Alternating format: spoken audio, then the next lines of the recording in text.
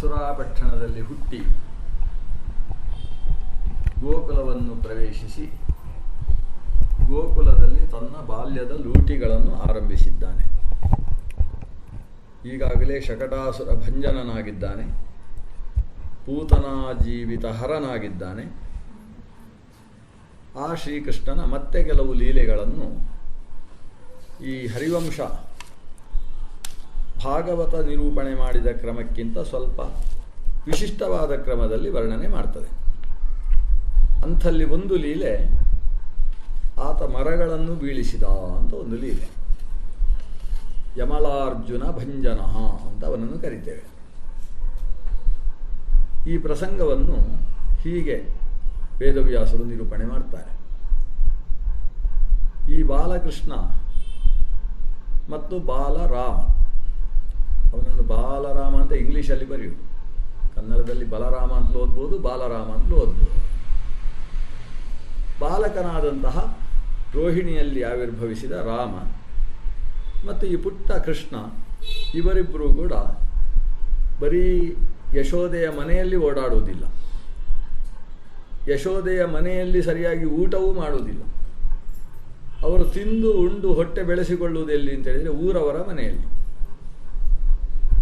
ಅನೇಕರಿಗೆ ಸಂಶಯ ಅಂತ, ಇದು ಯಶೋದೆಯ ಮಕ್ಕಳು ಅಥವಾ ಈ ಮನೆಯವರ ಮಕ್ಕಳು ಅಂತ. ಅಕ್ಕಪಕ್ಕದ ಮನೆಯಲ್ಲೆಲ್ಲ ಅವರು ಭಾರಿ ಪ್ರಸಿದ್ಧ. ವಸ್ತುತಃ ಅವರ ಮನೆಯಲ್ಲೇ ಅವರ ಪ್ರಸಿದ್ಧಿ ಭಾಳ ಕಡಿಮೆ, ಊರಲ್ಲೆಲ್ಲ ಭಾರಿ ಪ್ರಸಿದ್ಧಿ ಅವರಿಗೆ. ಪ್ರಸಿದ್ಧಿ ಹೇಗೆ ಬಂತು? ಒಂದು ರೀತಿಯಲ್ಲಿ ನಾವು ಇದು ಕುಖ್ಯಾತಿ ಅಂತ ಹೇಳುವ ರೀತಿಯಲ್ಲೂ ಇದೆ. ಯಾಕಂದರೆ ಇದ್ದಲ್ಲೆಲ್ಲ ಇವರು ಕಳ್ಳತನ ಮಾಡುವ ಕೆಲಸ ಮಾಡ್ತಾರೆ ಅಂತ. ಆದರೆ ಆ ಕಳ್ಳತನ ಮಾಡುವ ಕೆಲಸಕ್ಕಿಂತ ಮುಂಚೆ ಅವರು ಮಾಡಿದ್ದು ಮನೆಯಲ್ಲಿ ಸಿಕ್ಕಾಬಟ್ಟೆ ಲೂಟಿ ಅಂತೆ. ಯಾವಾಗ ಹೊಟ್ಟೆ ಎಳ್ಕೊಂಡು ಓಡಾಡುವುದಕ್ಕೆ ಶುರು ಮಾಡಿದ್ರು ಅವತ್ತಿಂದ ಲೂಟಿ. ಈಗ ಈ ಬಲರಾಮಕೃಷ್ಣರಿಬ್ಬರು ಕೂಡ ತಾವು 4 ಕಾಲಿನಲ್ಲಿ ಓಡಾಡುವ ಕೆಲಸ ಶುರು ಮಾಡಿದ್ದಾರೆ, ಅಂಬೆಗಾಲಿಕ್ಕುವ ಕೆಲಸ. ಈ ಅಂಬೆಗಾಲಿಕ್ಕುವ ಕಾಲದಲ್ಲಿ ಅದಕ್ಕೆ ಸಂಸ್ಕೃತದಲ್ಲಿ ರಿಂಖಣ ಅಂತ ಕರೀತಾರೆ. ಈ ರಿಂಖಣ ಮಾಡುವ ಕಾಲದಲ್ಲಿ ಒಂದು ನಡೆದಂತಹ ಘಟನೆ.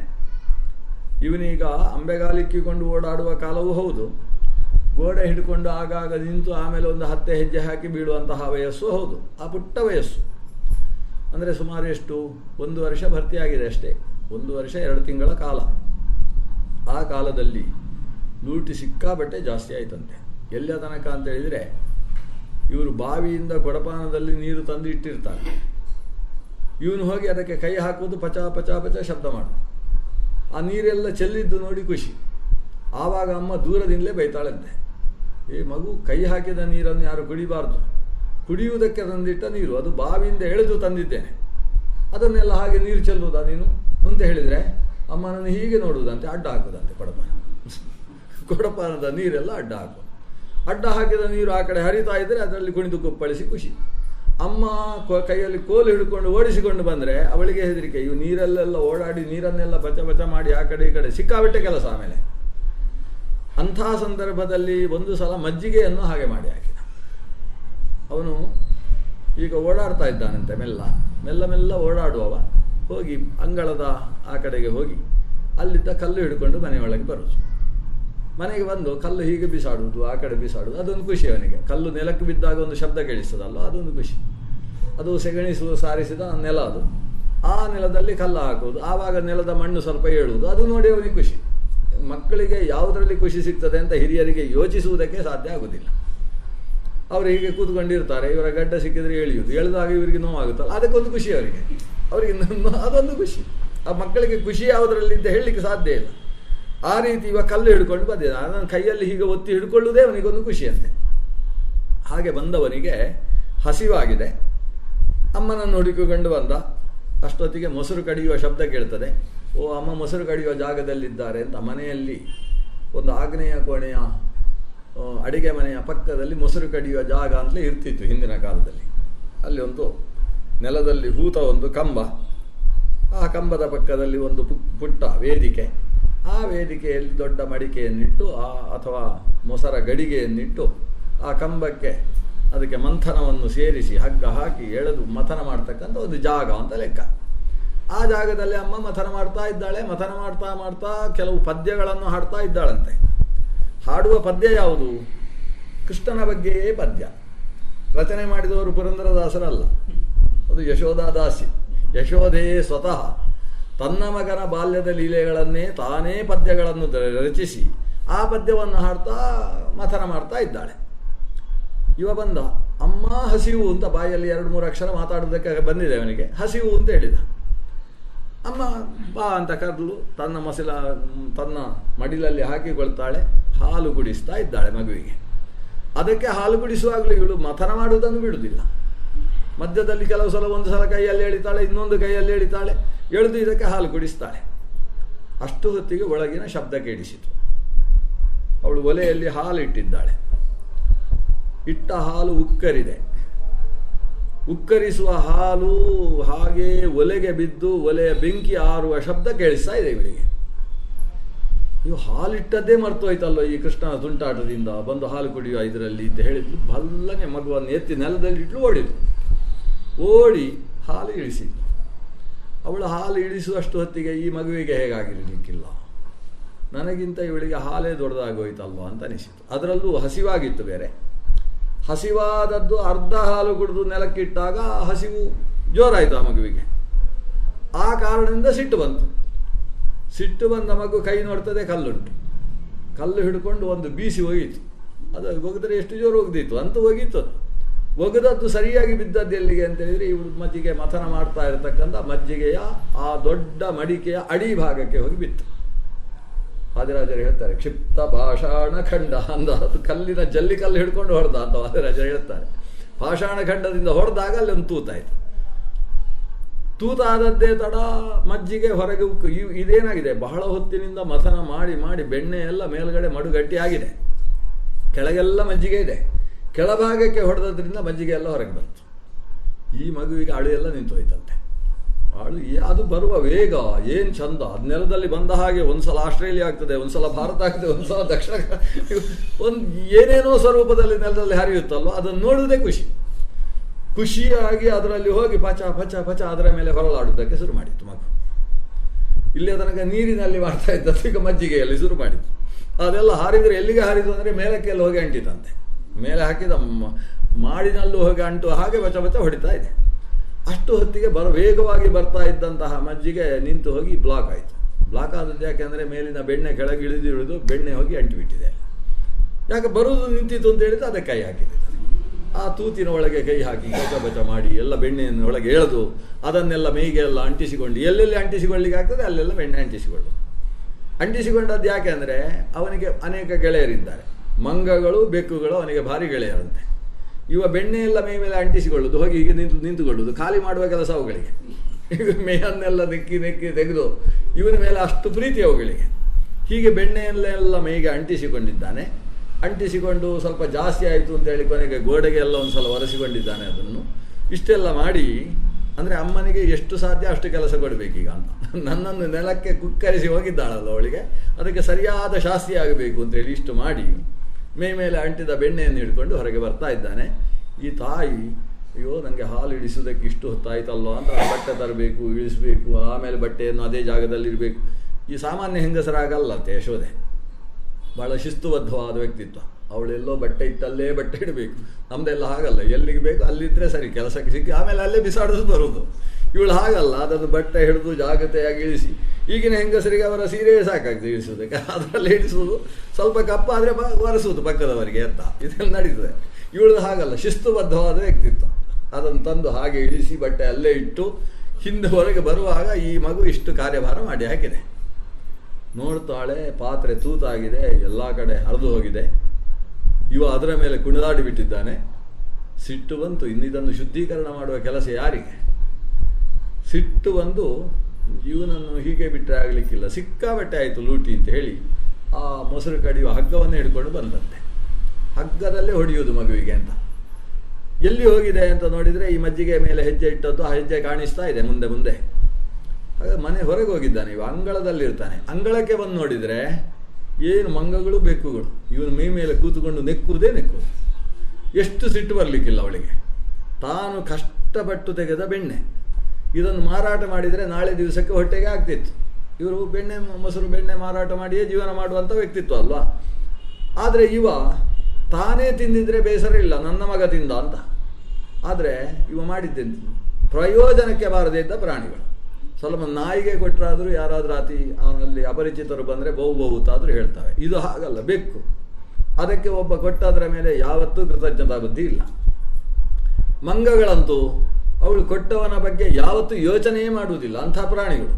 ಅಂಥ ಪ್ರಾಣಿಗಳಿಗೆ ತಿನ್ನಿಸ್ತಾ ಇದ್ದಾನಲ್ವ ಅಂತ ಸಿಟ್ಟು ಜಾಸ್ತಿ ಆಯಿತು. ಅಲ್ಲಿಂದಲೇ ಒಂದು ಸಲ ಉದ್ಗರಿಸಿದ್ಲಂತೆ, ಮಗ ಅಂತ ಜೋರು ಮಾಡಿದ್ಲು. ವತ್ಸ ಅಂದರೆ ಅದು ಬೈಯುವುದಕ್ಕಾಗ್ತದೆ, ಪ್ರೀತಿಯಿಂದ ಕರೆಯುವುದಕ್ಕಾಗುತ್ತೆ. ಮಗನೇ ಹೀಗೆ ಮಾಡಿದ್ಯಾ ನೀನು ಅಂತ. ಅಮ್ಮನ ಮಾತು ಕೇಳುವುದಕ್ಕಿಂತ ಮುಂಚೆ ಇವನಿಗೆ ಗೆಜ್ಜೆಯ ಸಪ್ಪಳ ಕೇಳಿದೆ, ಬಳೆಯ ಶಬ್ದ ಕೇಳಿಸಿದೆ. ಅದರಿಂದ ಜಾಗ್ರತೆ ಆಗಿಬಿಟ್ಟಿದ್ದಾನೆ. ಅಷ್ಟರಲ್ಲಿ ಅಮ್ಮನ ಹೆಜ್ಜೆ ಹತ್ತಿರ ಆಗ್ತಾ ಇದ್ದ ಹಾಗೆ ಓಡುವುದಕ್ಕೆ ಸುರಿಯ. ಪುಟ್ಟ ಪುಟ್ಟ ಹೆಜ್ಜೆಯಲ್ಲಿ ಅಮ್ಮ ದೊಡ್ಡ ದೊಡ್ಡ ಹೆಜ್ಜೆಯಿಂದ ಎಷ್ಟು ದೂರ ಹೆಜ್ಜೆ ಇಟ್ಟರೂ ಕೂಡ ಇವನು ಪುಟ್ಟ ಪುಟ್ಟ ಹೆಜ್ಜೆಯಲ್ಲಿ ಅಷ್ಟು ದೂರ ಸಾಗಿ ಆಗ್ತದೆ ಅಂತೆ. ಅದು ಇಲಿಯನ್ನು ಓಡಿಸಿದ ಬೆಕ್ಕಿನ ಹಾಗೆ ಅಂತ ದೃಷ್ಟಾಂತ ಇವತ್ತು. ಇಲಿಯನ್ನು ಬೆಕ್ಕು ಓಡಿಸ್ತಾ ಹೋಗ್ತದೆ. ಇಲಿಯ ಹೆಜ್ಜೆ ಇಷ್ಟೇ ಚಿಕ್ಕದಿರುವುದು, ಇದರ ಬೆಕ್ಕಿನ ಕಾಲು ಇಷ್ಟು ಉದ್ದ ಇರ್ತದೆ. ಅದು ಅಷ್ಟು ಇಟ್ಟುಕೊಂಡು ಬಂದರು ವೇಗ ಯಾವುದು ಅಂದರೆ ಇಲಿಯತ್ತೆ. ಇದೇನಾದರೂ ಯುಕ್ತಿಯಿಂದ ಇಲಿಯನ್ನು ಹಿಡಿಬೇಕೇ ಹೊರತು ಓಡಿಸಿಕೊಂಡು ಹೋಗಿ ಬೆಕ್ಕಿಗೆ ಇಲಿಯನ್ನು ಹಿಡಿಯುವುದಕ್ಕೆ ಆಗುವುದಿಲ್ಲ. ಅಷ್ಟು ವೇಗವಾಗಿ ಇಲಿ ಓಡುತ್ತೆ. ಹಾಗೆ ಪುಟ್ಟ ಪುಟ್ಟ ಹೆಜ್ಜೆಗಳಲ್ಲಿ ತಪ್ಪಿಸಿಕೊಂಡು ಓಡಿದಂತೆ. ಅಮ್ಮನಿಗೆ ಇವನಿಗೆ ಇಷ್ಟು ಚೆನ್ನಾಗಿ ನಡೀಲಿಕ್ಕೆ ಬರ್ತದೆ ಅಂತ ಗೊತ್ತಾದದೇ ಈಗ. ಅಷ್ಟು ಚೆನ್ನಾಗಿ ಓಡಿದ್ದಾನೆ. ಓಡುವುದು, ಇವಳು ಹಿಂಭಾಗದಿಂದ ಹಗ್ಗ ಹಿಡ್ಕೊಂಡು ಹೊಡೆದಿದ್ದಾನೆ ನಿನಗೆ ಅಂತ ಬೆನ್ನಟ್ಟೋದು. ಓಡುವುದೆಲ್ಲಿ? ಅಂಗಳದಲ್ಲಿ. ಅಲ್ಲಿ ಓಡುವುದು, ಇಲ್ಲಿ ಓಡುವುದು. ಆಮೇಲೆ ಅಕ್ಕಪಕ್ಕದ ಮನೆಗೂ ಕೂಡ ಸ್ವಲ್ಪ ಓಡಿ ಬಂದಂತೆ. ಇವಳು ಬಿಡುವುದೇ ಇಲ್ಲ, ಬೆನ್ನು ಹಿಡಿತಾ ಇದ್ದಾಳೆ. ಇವನನ್ನು ಕಟ್ಟಿ ಹಾಕಲೇಬೇಕು. ಯಾಕಂದರೆ ಈಗ ಕಟ್ಟಿ ಹಾಕದೇ ಹೋದರೆ ಒಳಗೆ ಕೆಲಸ ಮಾಡ್ತಾ ಇರುವಾಗ ಬರ್ತಾನೆ. ಬಂದು ಅದೇ ಮಜ್ಜಿಗೆಯನ್ನು ಮತ್ತೆ ನನ್ನ ಬೆನ್ನಿಗೆ ಅಂಟಿಸಿ ಹೋಗ್ತಾನೆ. ಶುದ್ಧೀಕರಣದ ಕೆಲಸ ಮುಗಿಯುವಲ್ಲೇ ತನಕ ಅಂತೂ ಇವನನ್ನು ಎಲ್ಲಿಯಾದರೂ ಕಟ್ಟಿ ಹಾಕಲೇಬೇಕು ಅಂತ ತೀರ್ಮಾನಿಸಿದ್ದಾಳೆ. ಈ ಹುಡುಗ ಸಿಗುವುದಿಲ್ಲ. ಈ ಯಶೋದೆ ಕೈಯಲ್ಲಿ ಹಗ್ಗ ಹಿಡ್ಕೊಂಡು ಗೆಜ್ಜೆಯ ಶಬ್ದ ಮಾಡಿಕೊಂಡು ಓಡ್ತಾ ಇದ್ದರೆ ಊರಿನ ಹೆಂಗಸರೆಲ್ಲ ಹೊರಗೆ ಬಂದ್ರಂತೆ. ಏನು ಕಥೆ, ಇಷ್ಟು ಯಾಕೆ ಓಡ್ತಾ ಇದ್ದಾಳೆ, ಏನಾಗಿದೆ ಅಂತ ನೋಡಿದರೆ ಮಗು ಓಡ್ತಾ ಇದೆ, ಇವಳು ಓಡಿಸ್ತಾ ಇದ್ದಾಳೆ. ಜನ ಎಲ್ಲ ಸೇರಿದರು. ಈ ಹೆಂಗಸರೆಲ್ಲ ಸೇರಿದಾಗ ಇವಳಿಗೆ ಇನ್ನಷ್ಟು ಒಂದು ಮಗನನ್ನು ಹಿಡಲಿಕ್ಕಾಗದೇ ಇರುವ ಇವಳು ಭಾರಿ ಜಂಬಗೊಚ್ಚಿಕೊಳ್ತಾಳೆ ಅಂತ ಹೆಂಗಸರು ಮಾತಾಡಿಕೊಳ್ತಾರಲ್ವ. ಏನೇ ಆಗಲಿ ಅವರ ಮುಂದೆ ಮಗನನ್ನು ಹಿಡಿಲೇಬೇಕು ನಾನು ಅಂತ ಪ್ರಯತ್ನ ಪಟ್ಟಳು. ಸಿಗಲಿಲ್ಲ ಮಗ.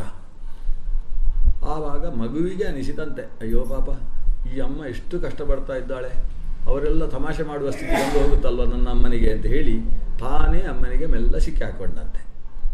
ಅಂತೂ ಅಮ್ಮನಿಗೊಂದು ಮಗ ಸಿಕ್ಕಿದ, ಹಿಡಿದ ನಾನು ಅಂತ ಒಂದು ಬಿಗುಮಾನ ಬಂದು ಆ ಮಗುವನ್ನು ಎಳ್ಕೊಂಡು ಬಂದು ಅಲ್ಲಿ ಒಂದು ಉಲೂಖಲ, ಒರಳು ಕಲ್ಲೋ ಒರಳಿನ ಮರವೋ ಅಂತೂ ಒರಳಿನ ಮರ ಇತ್ತು. ಆ ಒರಳಿನ ಮರಕ್ಕೆ ಇದನ್ನು ಕಟ್ಟುವುದಕ್ಕೆ ಪ್ರಯತ್ನಿಸಿದ. ಈ ಹಗ್ಗ ಹಿಡ್ಕೊಂಡು ಹೀಗೊಂದು ಸುತ್ತ ಹಾಕಿ ಗಂಟ ಹಾಕಬೇಕು ಅಂತ ತೆಗಿತಾಳೆ. 2 ಅಂಗುಲ ಕಡಿಮೆ ಆಯಿತು. ಗಂಟ ಹಾಕುವುದಕ್ಕೆ ಸಿಗಲಿಲ್ಲ. ಜಂಗುಲೋ ನಮ್ ಅಭೂತ್ ತೇನ ಸಂದಧೆ ಅನ್ಯಚ್ಚ ಗೋಪಿಕಾ. ಈ ಗೋಪಿಕೆ ಯಶೋದೆ 2 ಅಂಗುಲ ಜಂಗುಲ ಊನ ಆಯಿತು ಅಂತ ಹೇಳಿ ಮಗುವಿಗೆ ಜೋರು ಮಾಡ್ತಾಳೆ, ಜಾಗ್ರತೆ, ನಾನು ಇನ್ನೊಂದು ಹಗ್ಗ ತರ್ತಾ ಇದ್ದೇನೆ, ನೀನು ಎಲ್ಲಿಯಾದರೂ ಒಂದು ಹೆಜ್ಜೆ ಆ ಕಡೆ ಇಟ್ಟಿಯೋ ಕೈ ಕಾಲು ಮುರಿತೇನೆ, ಜಾಗ್ರತೆ ಅಂತ ಜೋರು ಮಾಡಿ. ಈ ಮಗು ಹೇಳಿದ್ದು, ಇಲ್ಲ ಅಮ್ಮ, ನೀನು ಬರುವಲ್ಲ ತನಕ ನಾನು ಹೆಜ್ಜೆ ಬಿಡು, ನಾನು ಕಣ್ಣು ಕೂಡ ಬಿಟ್ಟುಕಿಸುವುದಿಲ್ಲ ಅಂತ ಹೇಳ್ತದೆ ಮಗು. ಸರಿ ಹೋದ್ಲು. ಹೋಗಿ ಹಗ್ಗ ತರುವಲ್ಲಿಯ ತನಕ ಅಲುಗಾಡಲಿಲ್ಲಂತೆ ಮಗು. ಹಾಗೆ ನಿಂತಿದೆ ಹಗ್ಗ ಹಿಡ್ಕೊಂಡು, ಇನ್ನೂ ಕಟ್ಟಲಿಕ್ಕೆ ಬರಲಿ ಅಮ್ಮ ಅಂತ. ಹಗ್ಗ ಹಾಗೇ ಇದೆ. ಇವಳು ಬಂದು ಒಂದು ಕರು ಕಟ್ಟುವ ಹಗ್ಗ ತಂದಿದ್ದಾಳೆ. ಆ ಹಗ್ಗವನ್ನು ಈ ಹಗ್ಗಕ್ಕೆ ಜೋಡಿಸಿ ಒಂದು ಸುತ್ತ ಹಾಕ್ತಾಳೆ. 2 ಅಂಗುಲ ಕಡಿಮೆ. ಸಂದಧೆ ಅನ್ಯಚ್ಚ ಗೋಪಿಕಾ ಪುನರ್ನ್ಯೂನ ಬಹುತತ್ರ. ಮತ್ತೆ 2 ಅಂಗುಲ ಕಡಿಮೆ ಆಯಿತು. ಹೋಗ್ತಾಳೆ, ಮತ್ತೊಂದು ಹಗ್ಗ ತರ್ತಾಳೆ. ಏನು ತಂದರು? ಸುತ್ತ ಹಾಕಿದಾಗ 2 ಅಂಗುಲ ಕಡಿಮೆ. ಭಗವಂತ ಕೃಷ್ಣನ ಕಥೆ ಅದು ಎಷ್ಟು ಲೌಕಿಕವೋ ಅಷ್ಟೇ ಅತಿಮಾನುಷವಾಗಿ ಸೇರಿಕೊಂಡಿದೆ. ಅತಿಮಾನುಷ ಇದನ್ನು ಹೇಗೆ ಕಲ್ಪಿಸಿಕೊಳ್ಳುವುದು? ಕೊನೆಗೆ ಬಾವಿಯ ಹಗ್ಗ ತಂದು ಸೇರಿಸಿದ್ರು ಕೂಡ ಸುತ್ತ ಹಾಕಿದರೆ 2 ಅಂಗುಲ ಕಡಿಮೆ. ಅಂದರೆ ಇವನೇನು ಬಹುಶಃ ಇಂದ್ರಜಾಲ ಕಲ್ತಿರ್ಬೇಕು ನಮ್ಮ ಮಗು. ಅದಕ್ಕೆ ಅವನನ್ನು ಯೋಗೇಶ್ವರ ಅಂತ ಕರೆಯೋದು. ಯತ್ರ ಯೋಗೇಶ್ವರ ಕೃಷ್ಣ ಅಂತ. ಯೋಗೇಶ್ವರ ಅಂದರೆ ಏನು? ಯೋಗ ಸಾಮರ್ಥ್ಯಗಳಿಗೆಲ್ಲ ಒಡೆಯ ಅಂತ ಅರ್ಥ. ಯೋಗ ಸಾಮರ್ಥ್ಯದಲ್ಲಿ ಅಡಿಮಾ ಇದೆ, ಗರಿಮಾ ಇದೆ, ಮಹಿಮಾ ಇದೆ, ಲಘಿಮಾ ಇದೆ, ಪ್ರಾಪ್ತಿ, ಪ್ರಾಕಾಮ್ಯ, ಈಶಿತ್ವ, ವಶಿತ್ವ, ಇದೆಲ್ಲ ಯೋಗ ಶಕ್ತಿ. ಗರಿಮಾ, ಲಘಿಮಾ, ಮಹಿಮಾ ಅಂದರೆ ಏನು? ಮಹಿಮಾ ಅಂದರೆ ಎಷ್ಟು ಚಿಕ್ಕವೇ ಇದ್ದವ ಯಾವುದಕ್ಕೂ ನಿಲುಕದೇ ಇರುವ ಹಾಗೆ ಆಗೋದು, ಅದು ಯೋಗ. ಅದನ್ನೇ ನಾವು ಇವತ್ತು ಇಂದ್ರಜಾಲ ಅಂತ ಕರಿತೇವೆ. ವಸ್ತುತಃ ಐಂದ್ರಜಾಲಿಕತೆಗೂ ಮಾಯಾವಿತ್ವಕ್ಕೂ ಈ ಯೋಗ ಶಕ್ತಿಗೂ ಸಂಪೂರ್ಣ ಭೇದ ಇದೆ. ಒಂದು ಪರ್ವತವನ್ನು ಹೀಗೆ ಎತ್ತಿ ಹಿಡಿದು ಅಲ್ವಾ, ಗೋವರ್ಧನಾಚಲೋದ್ಧರ್ತ ಅಂತ ಇವನಿಗೆ ಹೆಸರಾಯ್ತಲ್ಲ, ಅದು ಯೋಗವೇ. ಏನು ಎಷ್ಟು ಭಾರವಾದದ್ದನ್ನು ಕೂಡ ತೂಲಕ್ಕಿಂತ ಲಘುವಾಗಿಸುವಂತಹ ಶಕ್ತಿಗೂ ಯೋಗಶಕ್ತಿ ಅಂತಲೇ ಹೆಸರು. ಆ ಬಾಲಕೃಷ್ಣನಲ್ಲಿ ಆ ಯೋಗಶಕ್ತಿ ಇದೆ. ಯಾಕಂದರೆ ಅವ ಯೋಗೇಶ್ವರ, ಸಾಕ್ಷಾತ್ ನರನಾರಾಯಣ ಸ್ವರೂಪದಲ್ಲಿ ನಾರಾಯಣನೇ ಕೃಷ್ಣನಾಗಿ ಅವತರಿಸಿದ್ದಾನಲ್ಲ. ಅಂಥವನನ್ನು ಕಟ್ಟುವುದಕ್ಕೆ ಇವಳಿಗೆ 2 ಅಂಗುಲ ಹಗ್ಗ ಕಡಿಮೆ ಆಯಿತು. ಅಕ್ಕಪಕ್ಕದವರೆಲ್ಲ ನಮ್ಮದು ಒಂದು ಹಗ್ಗ ಇರಲಿ ಕೃಷ್ಣನ ಸೇವೆಗೆ ಅಂತ ಕೊಟ್ಟಿರಬೇಕು. ಎಷ್ಟು ಸುತ್ತಿದ್ರೂ 2 ಅಂಗುಲ ಕಡಿಮೆ ಆಯಿತು. ಕೊನೆಗೆ ಇವಳು ಸೋತದ್ದನ್ನು ನೋಡಿದ ಮಗು, ಅಮ್ಮ ಸಾಕು ಅಂತ ಹೇಳಿ, ಆಯಿತು ನೋಡು ಅಂತೇಳಿ ತಾನು 1 ಗಂಟೆ ಹಾಕಿ ಇನ್ನೊಂದು ಗಂಟೆ ಹಾಕಿ ಸಿಗೊಂಡಂತೆ. ಅವನೇ ತಾನಾಗಿ ಅಮ್ಮನ ಸೋತದ್ದನ್ನು ನೋಡಿ ಅವಳಿಗೆ ಬೇಸರ ಆಗಬಾರ್ದು ಅಂತ 1 ಗಂಟೆ ಹಾಕಿ ಸಿಗೊಂಡ. ಇವಳು ಗಂಟೆ ಹಾಕಿ ಹೀಗೆ ಸೊಂಟಕ್ಕೆ ಹಿಡಿದು ಎಲ್ಲರನ್ನು ನೋಡಿದ್ಲು ಹೇಗೆ ನಾನು ಅಂತ ಒಂದು ಅವಳ ಶಕ್ತಿಯನ್ನು ಪ್ರದರ್ಶನ ಮಾಡಿದ್ಲು. ಅಂತೂ ಕೃಷ್ಣ ತಾನು ಬದ್ಧನಾದ, ಅವನು ಯಾಕೋ ಆ ಕಡೆ ನೋಡ್ತಾನೆ, ಬಂಧಿಸಿದ ಅಮ್ಮನನ್ನು ನೋಡುವುದಿಲ್ಲ, ಸುತ್ತಮುತ್ತ ಸೇರಿದ ಹೆಂಗಸರನ್ನು ನೋಡುವುದಿಲ್ಲ. ಅವ ಆ ಕಡೆಯೇ ನೋಡ್ತಾ ಇದ್ದಾನೆ 2 ಮರಗಳನ್ನು. ನಿಮಗೆ ಕಾಲ ಬಂದಿದೆ ಅಂತ 2 ಮರಗಳನ್ನು ನೋಡ್ತಾ ಇದ್ದಾನೆ. ಆ ಮರಗಳ ಬಗ್ಗೆ ಹೇಳ್ತದೆ ಹರಿವಂಶ, ಅದು ಅರ್ಜುನ ವೃಕ್ಷ ಅಂತೆ. ಅರ್ಜುನ ಅಂತ ಹೇಳಿದರೆ ಬಿಳಿ ಅಂತ ಅರ್ಥ. ನಾನು ಮೊನ್ನೆ ಹೇಳಿದೆ, ಕೃಷ್ಣ ಅರ್ಜುನ ಅಂತ ಹೇಳಿದರೆ ಕಪ್ಪು ಬಿಳಿ ಅಂತ ಅರ್ಥ. ಅರ್ಜುನ ಅನ್ನೋದಕ್ಕೆ ಬಿಳಿ ಅಂತ ಅರ್ಥ. ಬಿಳಿಯಾದ ಮರವನ್ನು ಅರ್ಜುನ ವೃಕ್ಷ ಅಂತ ಕರೀತಾರೆ. ಅದನ್ನು ಕನ್ನಡದಲ್ಲಿ ಮತ್ತಿ ಮರ ಅಂತ ಕರೀತಾರೆ. ಅದಕ್ಕೆ ತೊಗಟೆ ಇರ್ತದೆ, ಆದರೆ ತೊಗಟೆ ಜಾರಿ ಹೋಗ್ತದೆ. ಜಾರಿ ಹೋದ ಮೇಲೆ ಅದು ಬೆಳ್ಳಗೆ ಕಾಣಿಸ್ತದೆ. ಬಿಳಿಮತ್ತಿ ಅಂತ ಅದನ್ನು ಕರೆಯೋದು. ಕರಿಮತ್ತಿಯಿಂದ ಬೇರೆ ಇದೆ, ಆದರೆ ಬಿಳಿಮತ್ತಿ ಭಾರಿ ಆಯುರ್ವೇದದಲ್ಲಿ ಔಷಧ. ಮನುಷ್ಯನಿಗೆ ಎದೆಯಲ್ಲಿ ಏನಾದರೂ ರಕ್ತ ಕ್ಲಾಟ್ ಆದರೆ, ರಕ್ತ ಹೆಪ್ಪುಗಟ್ಟಿದರೆ ಅದು ಹೃದಯಾಘಾತಕ್ಕೆ ಕಾರಣವಾಗ್ತದೆ. ಅಭಿಧಮನಿ ಅಪಧಮನಿಗಳಲ್ಲಿ ರಕ್ತ ಯಾವತ್ತೂ ಕೂಡ ಗಟ್ಟಿಯಾಗುವುದಕ್ಕೆ ಅವಕಾಶ ಇಲ್ಲ. ಆದರೆ ಅಂಥದ್ದೇನಾದರೂ ಒಂದು ನರದಲ್ಲಿ ರಕ್ತ ಸರಿಯಾಗಿ ಸಂಚರಿಸ್ತಾ ಇಲ್ಲ ಅನ್ನೋ ಸೂಚನೆ ಅವನಿಗೆ ಬಂದರೆ, ಶ್ವಾಸೋಚ್ಛ್ವಾಸದಲ್ಲಿ ತೊಂದರೆ ಆದರೆ, ಎದೆ ನೋವು ಕಂಡ್ರೆ, ಅವನ ಆ ಮತ್ತಿಯ ತೊಗಟೆಯನ್ನು ನೀರಿನಲ್ಲಿ ಅರೆದು ಅದನ್ನು ಬಾಯಿಯಲ್ಲಿ ಲೇಪಿಸಿಕೊಂಡ್ರೆ ಅದು ಎದೆಯಲ್ಲಿದ್ದ ಸಮಸ್ಯೆ ಪರಿಹಾರ ಆಗ್ತದೆ ಅನ್ನುವಷ್ಟು ಬಹಳ ಉತ್ಕೃಷ್ಟವಾದ ಔಷಧ ರೂಪವಾದದ್ದು ಬಿಳಿಮತ್ತಿ. ಅದಕ್ಕೆ ಯಾಕೆ ತೊಗಟೆ ಜಾರಿ ಹೋಗ್ತದೆ? ಅದಕ್ಕೆ ಕಾರಣ ಉಂಟಂತೆ. ಹಿಂದೆ ನಲಕೂಬರ ಮತ್ತು ಮಣಿಗ್ರೀವ ಅಂತ ಇಬ್ಬರು, ಅವರು ಕುಬೇರನ ಮಕ್ಕಳು. ಅವರಿಬ್ಬರು ಕೂಡ ಈ ಅಪ್ಸರ ಸ್ತ್ರೀಯರ ಜೊತೆಗೆ ವಿಹಾರ ಮಾಡ್ತಾ ಇದ್ದವರು. ಮೈಯಲ್ಲಿ ಬಟ್ಟೆ ಇಲ್ಲಂತೆ ಅವರಿಗೆ, ಅಂಥ ಸ್ಥಿತಿಯಲ್ಲಿದ್ದಾರೆ. ಆವಾಗ ಅಲ್ಲಿಗೆ ಋಷಿಗಳ ಒಂದು ದಂಡು ಅಲ್ಲಿ ಆಗಮಿಸಿತು. ಆ ಋಷಿಗಳನ್ನು ನೋಡಿದ್ದೇ ತಡ ಜೊತೆಗಿದ್ದವರೆಲ್ಲ ವಸ್ತ್ರಧಾರಣೆ ಮಾಡಿದರು. ಆದರೆ ಇವರಿಬ್ಬರು ಕುಬೇರನ ಮಕ್ಕಳಲ್ವ, ಆ ಭಾರಿ ದುಡ್ಡಿದ್ದವರ ಮಕ್ಕಳು ಅಂತ ಕುಬೇರನ ಮಕ್ಕಳು ಅನ್ನುವ ಕಾರಣದಿಂದ ಋಷಿಮುನಿಗಳು ಬಂದಾಗ ಅವರ ಮುಂದೆಯೂ ಕೂಡ ಸರಿಯಾಗಿ ವಸ್ತ್ರ ಧರಿಸಿಕೊಳ್ಳದೆ ನಿಂತುಬಿಟ್ರು. ವಿವಸ್ತ್ರರಾದಂತಹ ಇವರನ್ನು ನೋಡಿದಂತಹ ಅವರು ಶಪಿಸಿದರು. ಇದು ಪೌರ ಧರ್ಮ ಅಲ್ಲ. ಮನುಷ್ಯ ಹೇಗಿದ್ದರೂ ಕೂಡ ಒಳಗೆ ಆ ರೀತಿ ಇರುವುದೇ ತಪ್ಪು ಅಂತಾದ ಮೇಲೆ ಸಮಾಜದಲ್ಲಿ ಹಾಗೆ ಕಾಣಿಸಿಕೊಂಡ್ರೆ ಎಂಥ ಅನರ್ಥ ಇದು ಅಂತ ಹೇಳಿ ಅವರಿಗೆ ತಲೆಗೆ ಏರಿದ್ದ ಪಿತ್ತ ನೆಲಕ್ಕಿಳಿಯುವುದಕ್ಕೋಸ್ಕರ ಶಾಪ ಕೊಟ್ಟರು. ಏನು, ನೀವು ಮರಗಳಾಗಿ ಹೋಗಿ ಅಂತ. ಯಾಕಂದರೆ ಮರಗಳು ಬಟ್ಟೆ ಧರಿಸುವುದಿಲ್ಲ, ಆದರೆ ಮರಗಳಿಗೂ ಒಂದು ಬಟ್ಟೆ ಇದೆ, ಅದಕ್ಕೆ ತೊಗಟೆ ಅಂತ ಹೆಸರು. ತೊಗಟೆಯನ್ನು ಧರಿಸುವಂತಹದ್ದು ಮರ, ಅದಕ್ಕೂ ಒಂದು ಚರ್ಮ ಇದೆ, ಬಟ್ಟೆ ಇದೆ, ಅಂಬರ ಇದೆ, ತ್ವಗಂಬರ ಅಂತ. ಆದರೆ ಈ ಮತ್ತಿ ಮರ ಏನಾಗ್ತದೆ ಅಂದರೆ ಅದು ಬಟ್ಟೆಯನ್ನು ಕಳಚಿಕೊಳ್ಳುವಂತಹ ಮರ. ಪ್ರಧಾನವಾಗಿ 2 ಮರ, ಒಂದು ನೀಲಗಿರಿ ಮತ್ತೊಂದು ಮತ್ತಿ, 2 ಮರಗಳು ತಮ್ಮ ತೊಗಟೆಗಳನ್ನು ಜಾರಿಸಿಕೊಂಡು ಬೆಳ್ಳಗಿರುತ್ತವೆ ಅಂತ. ಒಂದು ಸರ್ಪ ಹೇಗೆ ತನ್ನ ಮೈ ಮೇಲೆ ಇದ್ದ ಪೊರೆಯನ್ನು ಜಾರಿಸಿಕೊಳ್ತದೆ, ಹಾಗೆ ಜಾರಿಸುವ ವೃಕ್ಷ. ನೀವು ಬಟ್ಟೆ ಇಲ್ಲದೆ ನಿಂತಹ ಈ ಒಂದು ಅಚಾತುರ್ಯಕ್ಕೋಸ್ಕರ ತೊಗಟೆ ಇಲ್ಲದ ವೃಕ್ಷವಾಗಿ ಹೋಗಿ ಅಂತ ಶಾಪ ಕೊಟ್ಟರು. ಅದರ ಪರಿಣಾಮವಾಗಿ ನಲಕೂಬರ ಮಣಿಗ್ರೀವರು 2 ಮರಗಳಾಗಿ ಹುಟ್ಟಿದ್ದಾರೆ. ಆದರೆ ಹುಟ್ಟುವುದಕ್ಕಿಂತ ಮುಂಚೆ ಅವರು ಪಾದಕ್ಕೆ ಬಿದ್ದರು ಋಷಿಗಳಿಗೆ. ತಪ್ಪಾಯಿತು ಸ್ವಾಮಿ, ಒಮ್ಮೆ ಅಹಂಕಾರ ತಲೆಗೇರಿತು, ತಪ್ಪು ಮಾಡಿಬಿಟ್ವಿ. ಆವಾಗ ಋಷಿಗಳು ಹೇಳಿದರು, ನೀವು ವೃಕ್ಷಗಳಾಗಿ ಒಳ್ಳೆ ಸಾಧನೆ ಮಾಡಿ. ವೃಕ್ಷಗಳಾಗಿದ್ದಾಗಲೂ ಕೂಡ ನಿಮಗೆ ನಿಮ್ಮ ಮೂಲ ಸ್ವರೂಪದ ಜ್ಞಾನ ಇರಲಿ. ವೃಕ್ಷವೆಂಬ ಚೇತನವಾಗಿರುವಾಗ ವೃಕ್ಷಾವಿಷ್ಟರಾದಂತಹ ನೀವು ಭಗವಂತ ಕೃಷ್ಣನನ್ನು ಧ್ಯಾನ ಮಾಡಿ. ಮುಂದಕ್ಕೆ ದ್ವಾಪರದಲ್ಲಿ ನೀವು ಧ್ಯಾನ ಮಾಡುವ ಅದೇ ರೂಪದ ಕೃಷ್ಣ ನಿಮಗೆ ದರ್ಶನ ಕೊಡ್ತಾನೆ. ಅವನ ಕಾರಣದಿಂದ ನೀವು ಬೇರು ಸಹಿತ ಬೀಳುವುದರ ಮೂಲಕವಾಗಿ ನಿಮಗೆ ಮತ್ತೆ ಯಥಾಸ್ಥಾನ ಪ್ರಾಪ್ತಿಯಾಗ್ತದೆ ಅಂತ ಋಷಿಗಳು ಅನುಗ್ರಹ ಮಾಡಿದರು. ಇದು ಯಾವಾಗ ಆದದ್ದು?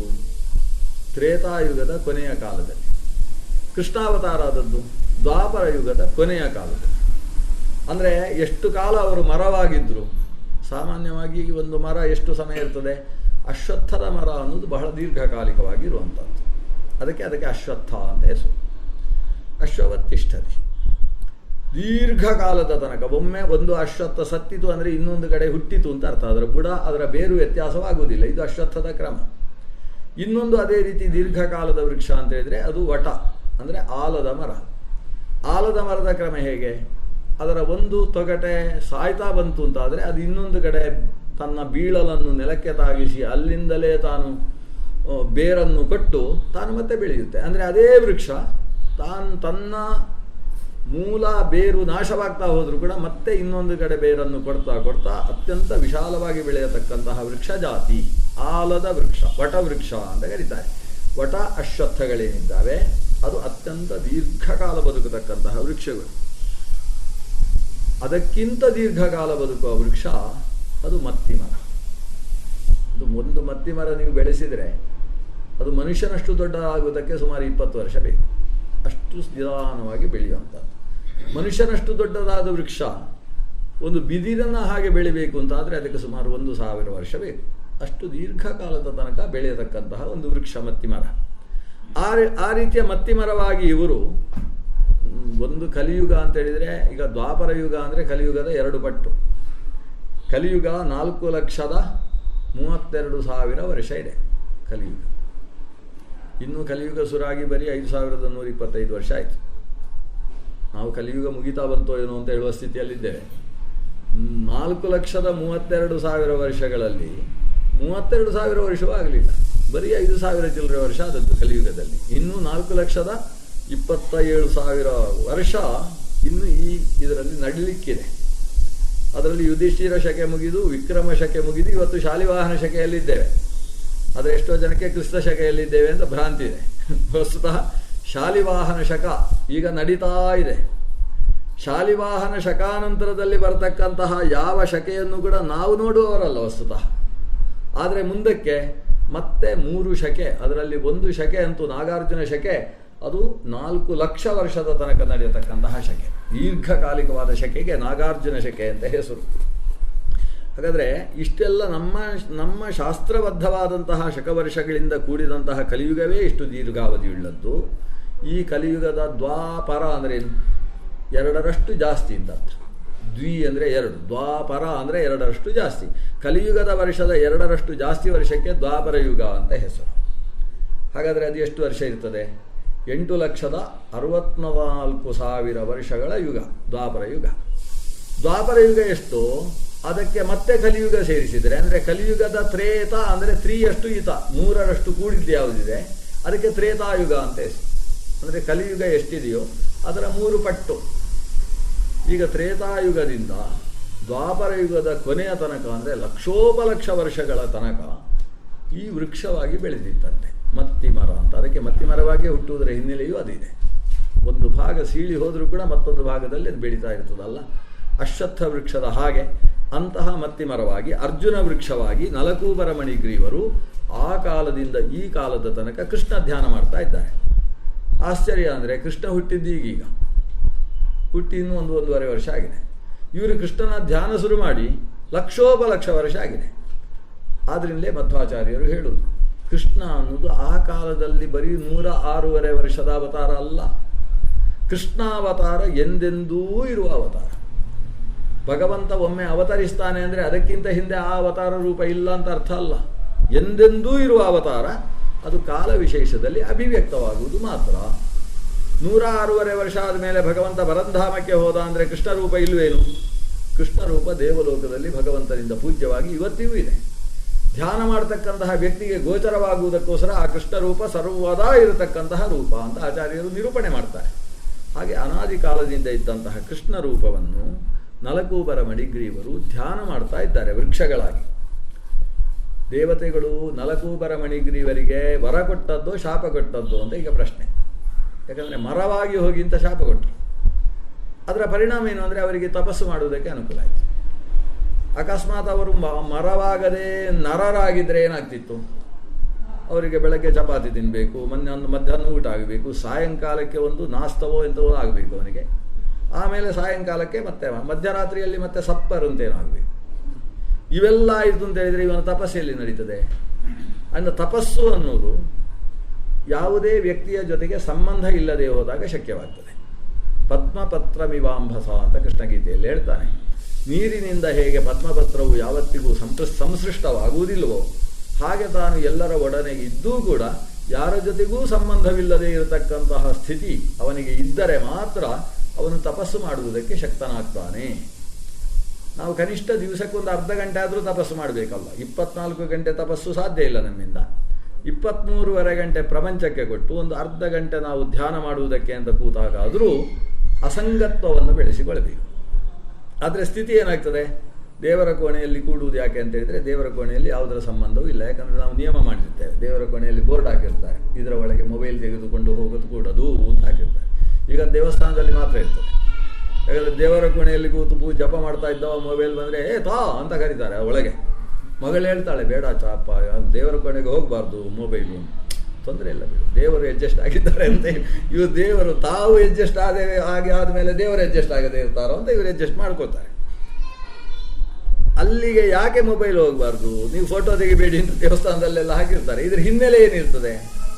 ದೇವರನ್ನು ದರ್ಶನ ಮಾಡಬೇಕಾದ್ರೆ ದೇವರ ಸನಿಹದಲ್ಲಿ ಧ್ಯಾನಮುಖನಾಗಿ ಅಂತರ್ಮುಖ ದರ್ಶನ ಮಾಡುವಂಥ ಹೊತ್ತಿಗೆ ಆತನಲ್ಲಿ ಒಂದು ಅಧ್ಯಾತ್ಮದ ಸ್ಥಿತಿ ಬೇಕು. ಆತ ಲೌಕಿಕ ಸ್ಥಿತಿಯಿಂದ ಅಲೌಕಿಕ ಸ್ಥಿತಿಗೆ ಏರಬೇಕು. ಅಲೌಕಿಕ ಸ್ಥಿತಿಯಲ್ಲಿ ಆತನಿಗೆ ಲೋಕಬಂಧನ ಇರಬಾರ್ದು. ಲೋಕಬಂಧನ ಇರಬಾರ್ದು ಅಂತ ಹೇಳಿದರೆ ಹೇಗೆ? ಲೋಕಬಂಧನ ಅಂತ ಹೇಳಿದರೆ ಲೋಕದ ಎಲ್ಲ ಸಂಬಂಧಗಳನ್ನು ಆ ಹೊತ್ತಿಗೆ ಕಳಚಿಕೊಂಡಿರಬೇಕು. ಆ ಸ್ಥಿತಿ ಅಂದರೆ ದೇವರ ಕೋಣೆಯಲ್ಲಿ ಕೂತು ಆತ ಧ್ಯಾನ ಮಾಡ್ತಾ ಇದ್ದಾನೆ ಅಂದರೆ ಆ ಹೊತ್ತಿಗೆ ಅವನಿಗೆ ಆಶೌಚ ಬಂದರೂ ಕೂಡ ತಾಗುವುದಿಲ್ಲ. ದೇವರ ಕೋಣೆಯಲ್ಲಿ ದೇವರ ಪೂಜೆ ಮಾಡ್ತಾ ಇರಬೇಕಾದ್ರೆ ನಮ್ಮ ಶ್ರೀನಿವಾಸ ಮೂರ್ತಿ ಆಚಾರ್ಯರು ದೇವರಿಗೆ ಮಹಾಮಂಗಳಾರತಿ ಮಾಡುವಾಗ ಅಲ್ಲಿಗೆ ಫೋನ್ ಬಂದದ್ದು, ಅವರ ತಂದೆ ತೀರಿಕೊಂಡ್ರು ಅಂತ ನಿನ್ನೆಲ್ಲ ಮೊನ್ನೆ. ದೇವರಿಗೆ ಶ್ರೀಕೃಷ್ಣನಿಗೆ ಮಹಾಮಂಗಳಾರತಿ ನಡೀತಾ ಇರುವಾಗ ಅಲ್ಲಿ ತೀರ್ಕೊಂಡಿದ್ದಾರೆ ಅವರು. ಈಗ ಕೃಷ್ಣನಿಗೆ ಏನಾದರೂ ಆಶೌಚ ಉಂಟಾ? ಕೃಷ್ಣನನ್ನು ಮುಟ್ತಾ ಇರತಕ್ಕಂತಹ ಪೂಜೆಯವರಿಗೆ ಆಶೌಚ ಇಲ್ಲ. ಅವರು ಪೂಜೆ ಶುರು ಮಾಡಿ ಮುಗಿಸುವಲ್ಲಿಯ ತನಕ ಅವರು ಅಂತರ್ಮುಖರಾಗಿರ್ತಾರೆ. ಬಾಕ್ಯ ಸಂಬಂಧ ಇಲ್ಲ. ಬಾಕ್ಯ ಸಂಬಂಧ ಇಲ್ಲ ಅನ್ನುವ ಕಾರಣದಿಂದ ಅವರಿಗೆ ಈ ಬಾಕ್ಯ ಆಶೌಚಾದಿ ಸಂಬಂಧಗಳು ಕೂಡ ಉಂಟಾಗುವುದಿಲ್ಲ ಅನ್ನುವುದು ಸ್ಥಿತಿ. ಆದರೆ ಮನುಷ್ಯ ಮಾತ್ರ ಈ ರೀತಿಯ ಅಧ್ಯಾತ್ಮದ ಅಂತರ್ಮುಖತೆಯನ್ನು ಪಡೆಯುವಲ್ಲಿ ತುಂಬ ವಿಫಲನಾಗ್ತಾನೆ.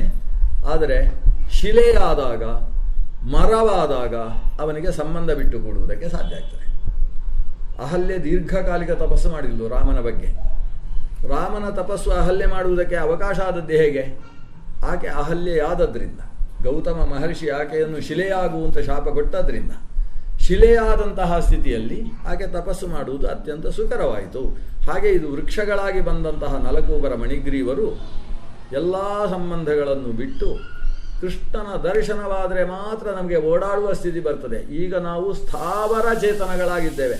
ನಾವು ಸ್ಥಾವರ ಹೋಗಿ ಜಂಗಮ ಆಗಬೇಕು ಅಂತಾದರೆ ಕೃಷ್ಣನ ದರ್ಶನ ಆಗಬೇಕು ಅಂತ ಕೃಷ್ಣನ ಧ್ಯಾನದಲ್ಲಿ ತೊಡಗಿದ್ದಾರೆ. ಅವರಿಗೆ ಈ ಬಾಲಕೃಷ್ಣ ಹೀಗೆ ನೋಡ್ತಾ ಇದ್ದಾನೆ, ನಿಮಗೊಂದು ಗತಿ ಬಂದಿದೆ ಈಗ ಅಂತ. ಯಾಕಂದರೆ ನನ್ನನ್ನು ಗಟ್ಟಿಯಾಗಿ ಕಟ್ಟಿದ್ದಾರೆ ನೋಡ್ತಾ ಇದ್ದಾನೆ. ಅದಕ್ಕೆ ಈ ತಾನೇ ಗಂಟು ಹಾಕಿದ್ದು ಅದಕ್ಕೋಸ್ಕರ. ಅಮ್ಮ ಎಲ್ಲಿಯಾದರೂ ಗಟ್ಟಿಯಾಗಿ ಗಂಟು ಹಾಕದೆ ಹೋದರೆ ಅಂತ ತಾನು ಒಂದು ಗಂಟು ಹಾಕಿಸಿಕೊಂಡು ಈ ಅಮ್ಮ ಒಳಗೆ ಹೋಗಿದ್ದಾಳೆ.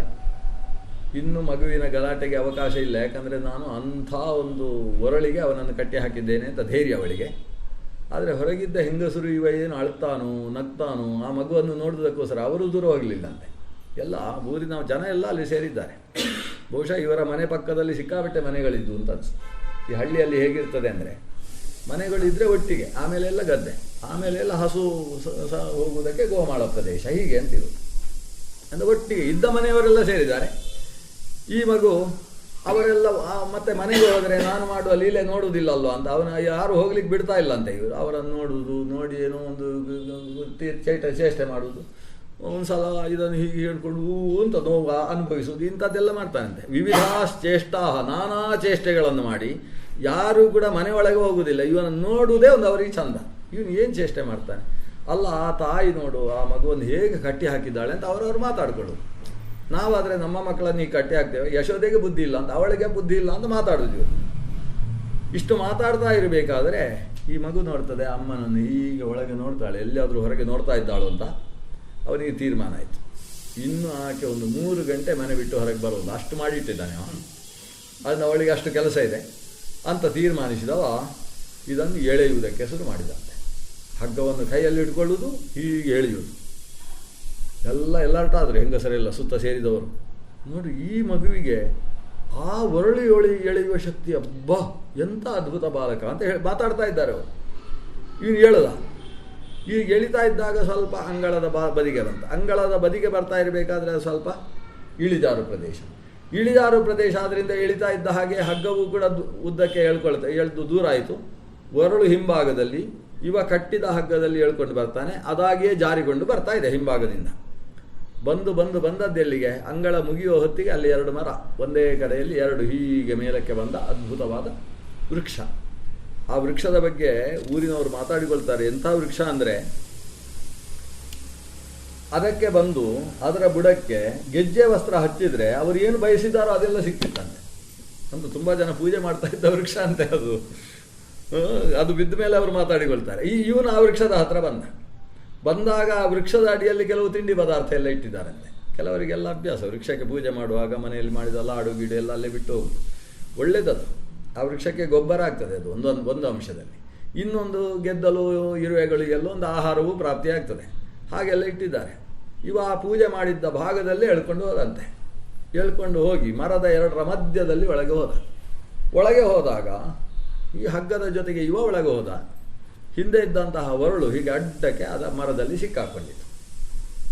ಸಿಕ್ಕಾಕೊಂಡದ್ದು ಇವನಿಗೆ ಮಾತ್ರ ಎಳ್ಕೊಂಡು ಹೋಗಬೇಕು. ಅದನ್ನು ಸ್ವಲ್ಪ ಎಳೆದ್ರೆ ಬರಲಿಲ್ಲ. ಮತ್ತೆ ಮತ್ತೆ ಜೋರು ಎಳೆದಾಗ ಶಬ್ದ ಬರುವುದಕ್ಕೆ ಪ್ರಾರಂಭ ಆಯಿತು. ಈ ವೃಕ್ಷದ ಬೇರುಗಳು ನೆಲದಿಂದ ಮಣ್ಣನ್ನು ಸೀಳಿಕೊಂಡು ಏಳುವುದಕ್ಕೆ ಪ್ರಾರಂಭ ಆದವು. ಎಳೆದ ಹಾಹಾಕಾರ ಮಾಡ್ತಾ ಇದ್ದಾರೆ ಹೆಂಗಸರೆಲ್ಲ. ಮರ ಬಿತ್ತು ಕೃಷ್ಣನ ಮೇಲೆ ಮರ ಬಿತ್ತು ಅಂತ ಹಾಹಾಕಾರ ಮಾಡ್ತಾ ಇದ್ದರೆ ಇದು ಭರ್ರನೆ ಜೋರು ಶಬ್ದ ಮಾಡಿಕೊಂಡು 2 ಮರಗಳು ನೆಲಕ್ಕೆ ಬಿದ್ದಂತೆ. ನೆಲಕ್ಕೆ ಬಿದ್ದ ಮೇಲೆ 5 ನಿಮಿಷ ಬೇಕಾಯ್ತಂತೆ ಆ ಮರದ ಶಬ್ದ ನಿಲ್ಲುವುದಕ್ಕೆ. ಇವರು ಪರಸ್ಪರ ಮಾತಾಡುವುದು ಕೇಳುವುದಿಲ್ಲ ಅಂತ, ಅಷ್ಟು ಶಬ್ದ. ಏನಂದರೆ ನೆಲಕ್ಕೆ ಬೀಳುವಾಗ ಅದರ ಕೊಂಬೆಗಳು ಶಬ್ದ ಮಾಡುವುದು, ಪುಡಿಯಾಗುವಂಥದ್ದು. ಆ ಕೊಂಬೆ ಪುಡಿಯಾಗಿ ಇನ್ನೊಂದು ಕೊಂಬೆ ನೆಲಕ್ಕೆ ತಾಗಿದಾಗ ಅದು ಮುರಿಯತಕ್ಕಂತಹ ಮುರಿಯುವ ಶಬ್ದಗಳು. ಇದಕ್ಕೆ ವಿಭಾಗಜ ಶಬ್ದಗಳು ಅಂತ ಹೆಸರು. ಶಬ್ದ 3 ಥರ. ವಿಭಾಗಜಂ ಶಬ್ದಂ ಅಂತ ಹೇಳಿ ಹೇಳ್ತಾರೆ. ಶಬ್ದ 3 ಥರ. ಶಬ್ದ ಹುಟ್ಟುವುದು, ಒಂದು ಹೊಡೆಯುವುದರಿಂದ ಹುಟ್ಟುವುದು, ಊದುವುದರಿಂದ ಹುಟ್ಟುವುದಲ್ಲ, ಅದು ಹೊಡೆಯುವುದರಿಂದ ಹುಟ್ಟುವುದು. ಗಾಳಿಯಿಂದ ಶಂಖಕ್ಕೆ ಹೊಡೆದ್ರೆ ಶಬ್ದ ಹುಟ್ಟುತ್ತೆ ಅಂತ, ಅದೆಲ್ಲ ಅಭಿಘಾತಜ ಶಬ್ದ ಅಂತ ಅದನ್ನು ಕರೀತಾರೆ.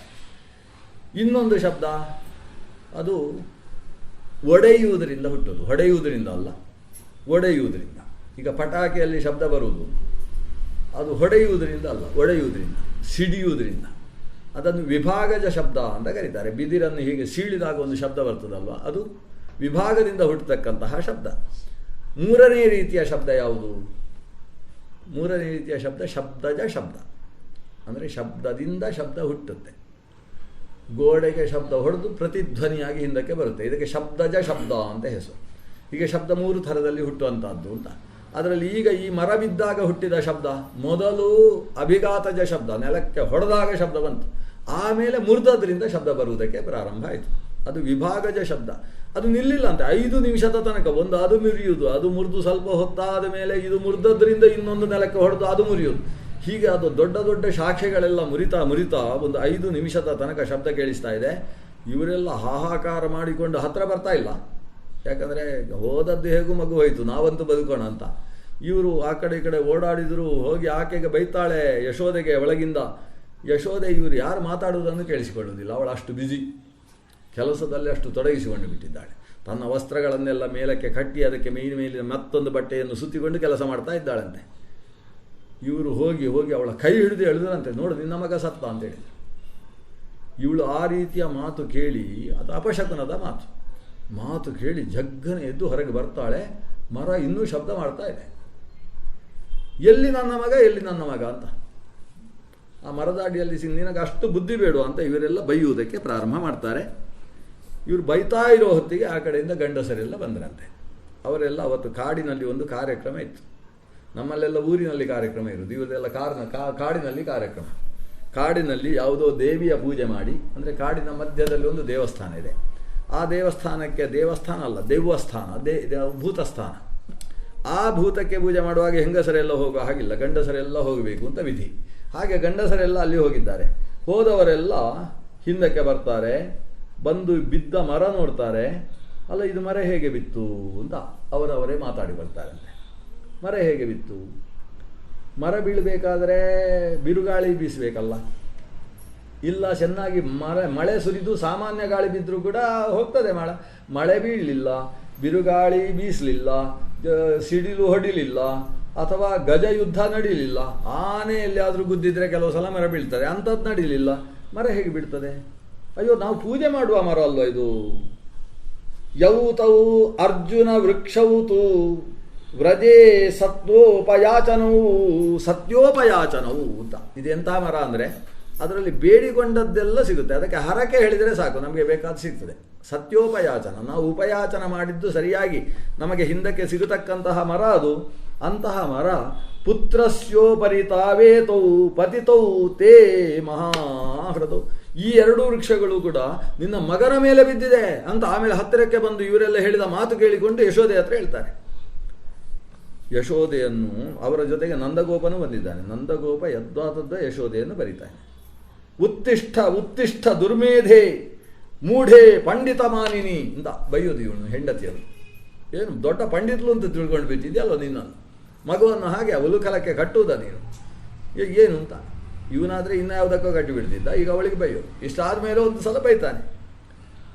ಅವನಿಗೆ ಆದ ದುಃಖದಿಂದ ಆಕೆ ಬೈತಾ ಇದ್ದಾನೆ. ಅಷ್ಟು ಹೊತ್ತಿಗೆ ಹೆಂಗಸರು ಮರದ್ದು ಶಬ್ದ ನಿಂತುಕೊಳ್ಳೆ ಹೋಗ್ತಾ ಇದ್ದಾರೆ. ಮಗು ಎಲ್ಲಿ ಏನಾಗಿದೆ ಅಂತ ನೋಡಿದರೆ ಒಳಗೆ ಕಿಲಕಿಲ ಅಂತ ನಗ್ತಾ ಉಂಟು ಮಗು. ಒಂದೇ ಒಂದು ಅದರ ಕೊಂಬೆ ಅವನ ಮೇಲೆ ಬೀಳಿತು. ಅವನ ಪಕ್ಕದಲ್ಲಿ ಬಿದ್ದು ಪರಾಕ್ತಂತ ಶಬ್ದ ಆಗಿ ಆ ಕಡೆ ಬಿದ್ದಿದೆ. ಆ ಕಡೆ ಬೀಳುವಾಗ ಇದು ಮಗು ಇದೆ. ಇನ್ನೊಂದು ಸಲ ಈ ಕಡೆ ಬೀಳ್ತದೆ ಅಂದರೆ ಜಾರಿಕೊಂಡು ಅಲ್ಲಿ ಹೋಗಿ ಕೂತಿದೆ ಆ ಕೊಂಬೆಯ ಪಕ್ಕದಲ್ಲಿ. ಅಂತೂ ಇದು ಯಾವುದು ಇದಕ್ಕೆ ಬೆಟ್ಟಾಗಲಿಲ್ಲ ಈ ಮಗುವಿಗೆ. ಆ ಹೆಂಗಸು ಬಂದು ಹೇಳ್ತಾಳೆ ಯಶೋದೆ ಹತ್ರ, ನಿನ್ನ ಮಗು ನೋಡು ಒಳಗಿದೆ, ಏನು ಬೆಟ್ಟಾಗಲಿಲ್ಲ, ಬೇಗ ಹೋಗು, ಮಗುವನ್ನು ಹಿಡ್ಕೊಂಡು ಬಾ. ಇನ್ನೊಂದು ಮರ ಎಲ್ಲಿಯಾದರೂ ಮತ್ತೆ ತುಂಡಾಗಿ ಅದರ ಮೇಲೆ ಬಿದ್ದರೆ ಬೇಗ ತಗೊಂಡು ಬಾ. ಯಶೋದೆ ಮರದ ಮೇಲೆ ಕೈಕಾಲಿಗೆ ಅದು ಅಂಟಿದ್ರೂ ತೊಂದರೆ ಇಲ್ಲ, ಚುಚ್ಚಿದ್ರೂ ತೊಂದರೆ ಇಲ್ಲ, ಓಡಿ ಹೋದ್ಲಂತೆ. ಓಡಿ ಹೋಗಿ ಮಗುವನ್ನು ಹಿಡ್ಕೊಂಡು ಓಡಿ ಬರ್ತಾ ಇದ್ದಾಳೆ. ನಂದಗೋಪ ಹೋಗಿ ಹಿಡ್ಕೊಳ್ತಾನೆ. ಹಿಡ್ಕೊಂಡು ನಂದಗೋಪ ಆ ಮಗುವನ್ನು ತನ್ನ ಮೈ ಮೇಲೆ ಹಾಕಿಕೊಂಡು ಅದರ ಮೈ ತಟ್ಟ ಕೆಲವೊಂದು ಸ್ತೋತ್ರಗಳನ್ನು ಹೇಳಿ ಇದು ಎಂಥ ಅದೃಷ್ಟ ಅಂತ ಆಮೇಲೆ ಬೈಯುವುದೆಲ್ಲ ನಿಲ್ಲಿಸಿದವ ಈಗ. ಯಾಕಂದರೆ ಮಗು ಬದುಕಿದೆ ಅಲ್ವಾ, ಇಷ್ಟು ದೊಡ್ಡ ಮರ ಬಿದ್ದರೂ ಏನಾಗಲಿಲ್ಲ ಅಲ್ವಾ. ಇಲ್ಲೂ ಅದೇ ಘಟನೆ, ಮರ ಯಾಕೆ ಬಿತ್ತು ಅಂತ ದೊಡ್ಡ ಪ್ರಶ್ನೆ. ಆ ಹೆಂಗಸರೆಲ್ಲ ಹೇಳ್ತಾರೆ ಇವು ಎಳ್ದದ್ದಕ್ಕೆ ಬಿದ್ದದ್ದು ಅಂತ. ಹೆಂಗಸರು ಹೇಳಿದರೆ ನಂದಗೋಪ ಹೇಳ್ತಾನೆ, ಏನು ಅವತ್ತು ಮಕ್ಕಳು ಹೇಳಿದರು ಬಂಡಿ ಹೇಗೆ ಬಿತ್ತು, ಕಾಲಲ್ಲಿ ಮಗು ಒದೀತು ಅಂತ. ನೀವು ಮಕ್ಕಳಿಗಿಂತ ಚಿಕ್ಕವರಾದ್ರಲ್ವ, ನಿಮಗೆ ಅಷ್ಟು ಬುದ್ಧಿ ಬೇಡವಾ? ನಮ್ಮ ಈ ಪುಟ್ಟ ಮಗು ಹಾಗೆ ಹೋಗಿ ಹೇಳಿದ್ರೆ ಅಷ್ಟು ದೊಡ್ಡ ಮರ ಬೀಳ್ಲಿಕ್ಕೆ ಸಾಧ್ಯ ಉಂಟಾ? ಆವಾಗ ಹೆಂಗಸರು ತಾವು ಚಿಕ್ಕ ಮಕ್ಕಳು ಆಗೋದು ಅಲ್ವಾ ಅಂತ ಅಂದ್ಕೊಂಡಿದ್ದನಂತೆ.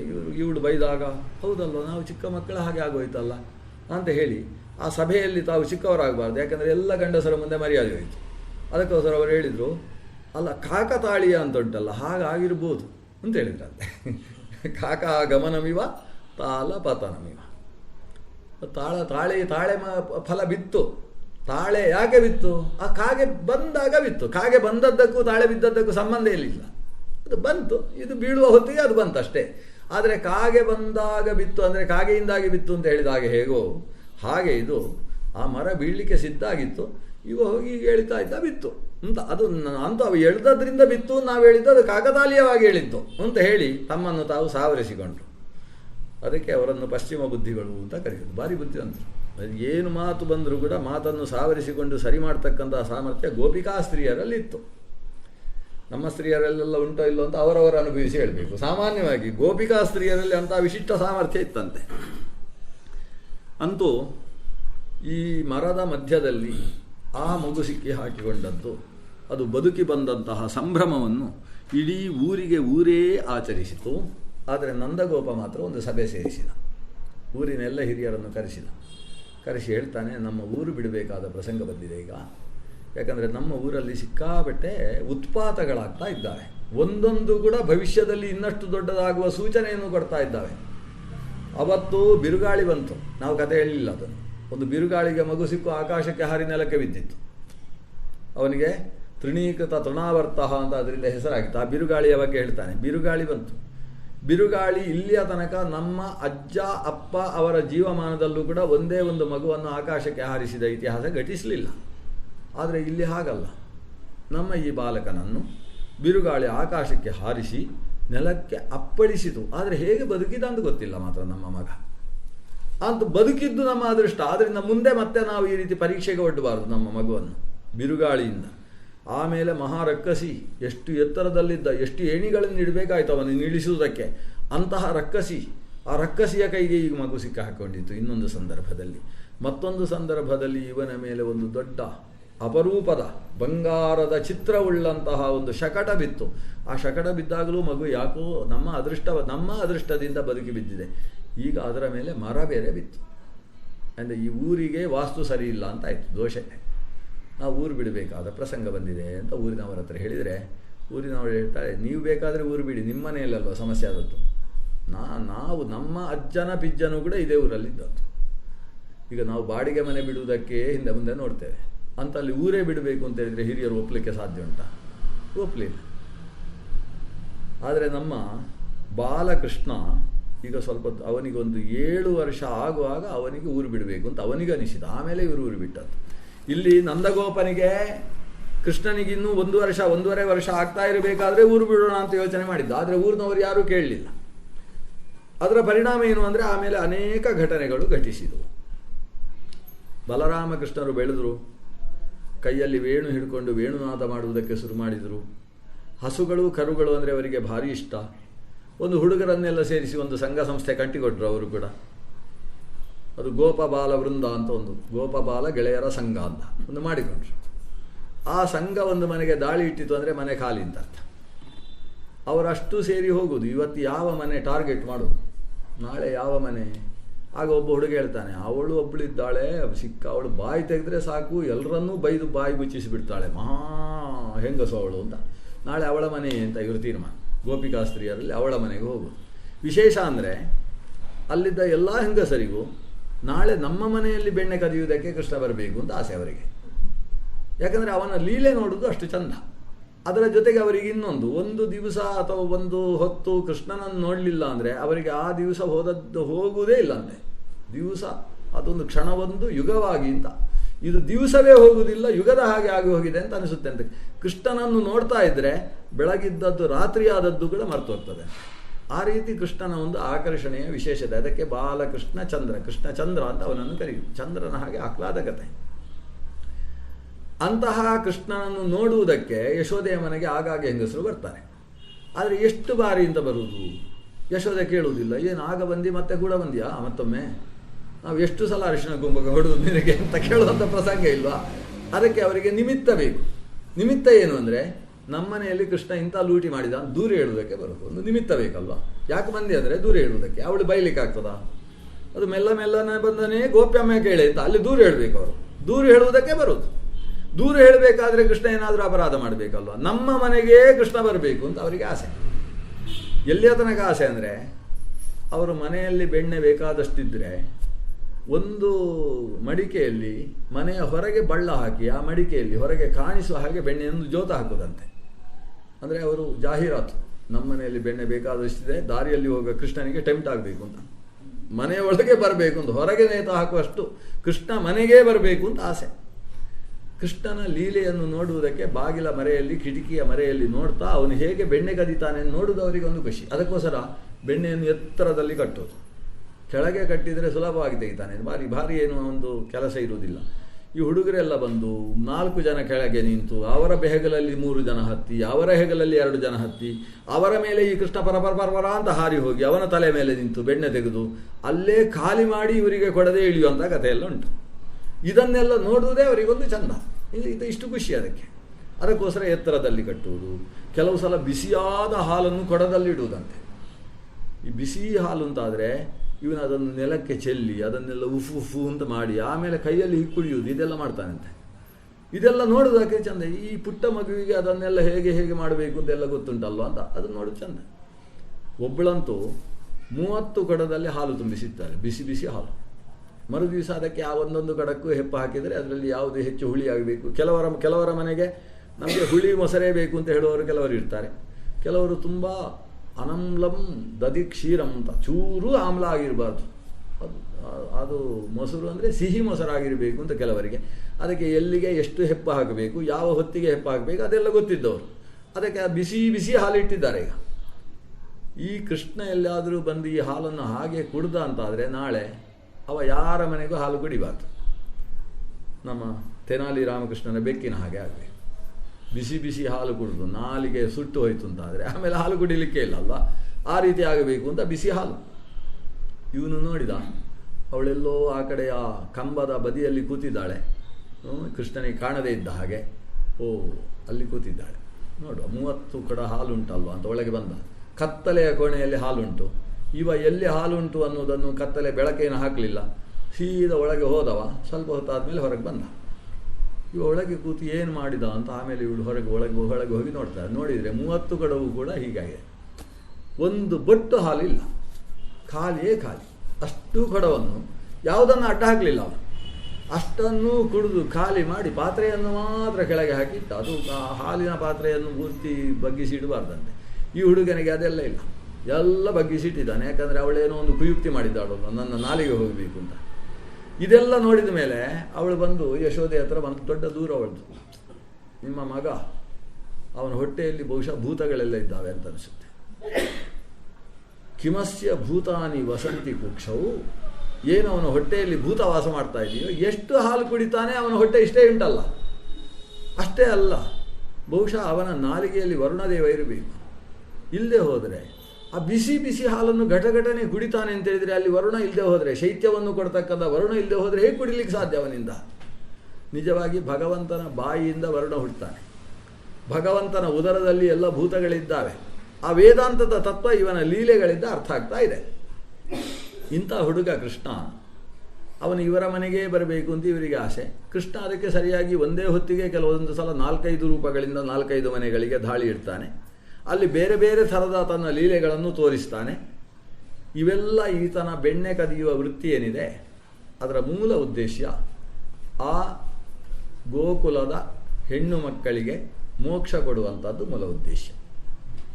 ಅಂದರೆ ಕೃಷ್ಣ ಅವತರಿಸುವಲ್ಲಿಯ ತನಕ ಆ ಹೆಂಗಸರು ನೀರು ತರುವುದಕ್ಕೋಸ್ಕರ ಪಕ್ಕದಲ್ಲಿದ್ದ ಯಮುನೆಗೆ ಹೋಗ್ತಿದ್ರು. ಯಮುನೆಯ ದಡದಲ್ಲಿ ಅವರದೊಂದು ಕೂತು ಪಟ್ಟಾಂಗ ಹೊಡೆಯುವ ಒಂದು ಜಾಗ ಉಂಟು. ಅದಕ್ಕೆ ಸೋಮಾರಿಗಟ್ಟೆ ಅಂತ ಅವರೇ ಇಟ್ಟ ಹೆಸರು.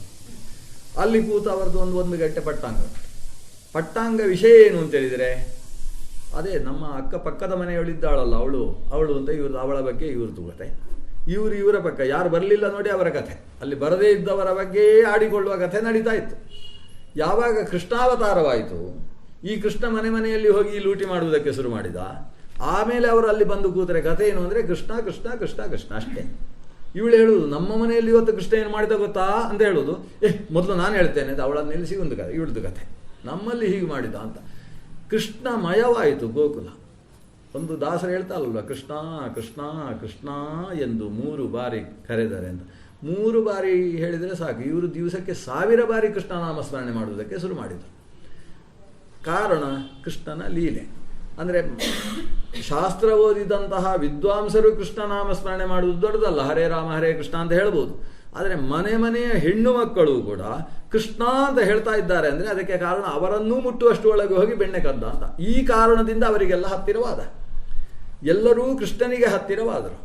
ಹತ್ತಿರವಾದಷ್ಟು ಆದಷ್ಟು ಅವರನ್ನು ಕರ್ಷಣ ಮಾಡುವಂತಹ ಕೆಲಸ ಕೃಷ್ಣ ಮಾಡಿದ. ಹಾಗಾದರೆ ಕೃಷ್ಣನಿಗೆ ಕೃಷ್ಣ ಅಂತ ಯಾಕೆ ಹೆಸರು? ಗರ್ಗಾಚಾರ್ಯರು ಇಟ್ಟ ಹೆಸರು. ಅವರು ಹೇಳಿದ್ದು ಯಾಕೆ ಅಂದರೆ, ದೇವರಿಗೆ 4 ಹೆಸರಿದೆ. ಅವನು ಕೃಷ್ಣ ಕಲಿಯುಗದಲ್ಲಿ ಕೃಷ್ಣವರ್ಣಂ ಕಲವು ಕೃಷ್ಣ ಅಂತ ಕಲಿಯುಗದಲ್ಲಿ ಕಪ್ಪು ಬಣ್ಣ ಇರ್ತಾನೆ. ಇವನು ಸ್ವಲ್ಪ ಕಪ್ಪು ಕಾಣಿಸ್ತಾ ಇದ್ದಾನೆ, ಆದರೆ ಇವನಿಗೆ ಕೃಷ್ಣ ಅಂತ ಬರೀ ಅಂತೇಳಿ ನಂದಗೋಪನ ಕೈಯಲ್ಲಿ ಕೃಷ್ಣ ಅಂತ ಹೆಸರು ಬರೆಸಿದ್ದವನಿಗೆ. ಆಮೇಲೆ ಭಗವಂತನಿಗೆ ವಾಸುದೇವ ಸಂಕರ್ಷಣ ಮೊದಲಾದ 4 ರೂಪ ಇದೆ. ಅದರಲ್ಲಿ ಮೊದಲನೆಯ ರೂಪ ವಾಸುದೇವ. ಆದ್ದರಿಂದ ಈ ಮಗುವಿಗೆ ಆ ದೇವರ ಹೆಸರಿಡೋಣ ಅಂತ ವಾಸುದೇವ ಅಂತ ಬೇರೆ ಹೆಸರಿಡ್ತಾನೆ. ಗರ್ಗಾಚಾರ್ಯನೂ ಕೂಡ ನಮ್ಮ ನಂದಗೋಪನಿಗೆ ಇವ ವಸುದೇವನ ಮಗ ಅಂತ ಗುಟ್ಟು ರಟ್ಟಾಗದೇ ಇರುವ ಹಾಗೆ ನಾಮಕರಣ ಮಾಡಿ ಹೋಗ್ತಾನೆ. ಅಂತೂ ನಂದಗೋಪ ನನ್ನ ಮಗ ಅಂತ ಅವನನ್ನು ಸಾಕ್ತಾ ಇರಬೇಕಾದರೆ ಇವ ಇಷ್ಟೆಲ್ಲ ಲೂಟಿ ಮಾಡ್ತಾನೆ. ಲೂಟಿ ಮಾಡುವುದರ ಮೂಲ ಹಿನ್ನೆಲೆ ಇಡೀ ಆ ಗೋಕುಲದ ಸಮುದಾಯ ಕೃಷ್ಣನಾಮಸ್ಮರಣೆಯ ಮೂಲಕ ಮೋಕ್ಷವನ್ನು ಪಡೆಯಬೇಕು ಅನ್ನೋ ಉದ್ದೇಶವಾಗಿತ್ತು. ಅಂತಹ ಕೃಷ್ಣ ಈಗ ಕಾಡಿಗೆ ಹೋಗುವುದಕ್ಕೆ ಶುರು ಮಾಡಿದ್ದಾನೆ. ಬೆಳಗ್ಗೆ ಹೊರಡುವುದು. ಬೆಳಗ್ಗೆ ಅಂದರೆ ಸುಮಾರು 8 ಗಂಟೆ. ಅಲ್ಲಿಯ ತನಕ ಏನು, ನಿದ್ದೆ ಮಾಡಿ ಏಳುವುದು ಹೇಗೆ, ಕೋಳಿ ಕೂಗುವಾಗ ಏಳುವುದಂತೆ. ಕೋಳಿ ಕೂಗುವಾಗ ಎದ್ದು ಇವನ ಕೈಯಲ್ಲಿದ್ದ ವೇಣುವನ್ನು ನಾದ ಮಾಡುವುದು. ನಾದ ಮಾಡಿದರೆ ಇಡೀ ಗೋಕುಲದ ಜನ ಆ ಹೊತ್ತಿಗೆ ಎದ್ದು ಮನೆಯ ಹೊರಗೆ ಬಂದು ರಂಗೋಲಿ ಹಾಕುವ ಕೆಲಸ ಶುರು ಮಾಡಿದರು ಅಂತ ಅರ್ಥ. ಅಂದರೆ ಆ ಊರಲ್ಲಿ ಈಗೆಲ್ಲ ಏನಾಗ್ತದೆ, ಹಳ್ಳಿಯಲ್ಲೂ ಕೂಡ ಒಂದು ಬೆಳಗ್ಗೆ ಬಾಂಗ್ ಶುರುವಾಗ್ತದೆ, ಅಲ್ಲಾ ಅಂತ ಶುರುವಾಗ್ತದೆ. ಶುರುವಾದಾಗ ಜನ ಹೇಳುವುದು. ಈಗ 5 ಗಂಟೆಗೆ ಅವರು ಸರಿಯಾಗಿ ಶುರು ಮಾಡ್ತಾರೆ, ಎಲ್ಲ ಜನ ಹೇಳುವುದು. ಅದಕ್ಕೆ ಹಾಗೆ ಕೃಷ್ಣನ ವ್ಯವಸ್ಥೆ ಹೇಗೆ ಅಂದರೆ ಬೆಳಗ್ಗೆ ಎದ್ದು ತಾನು ವೇಣುನಾದ ಮಾಡೋದು.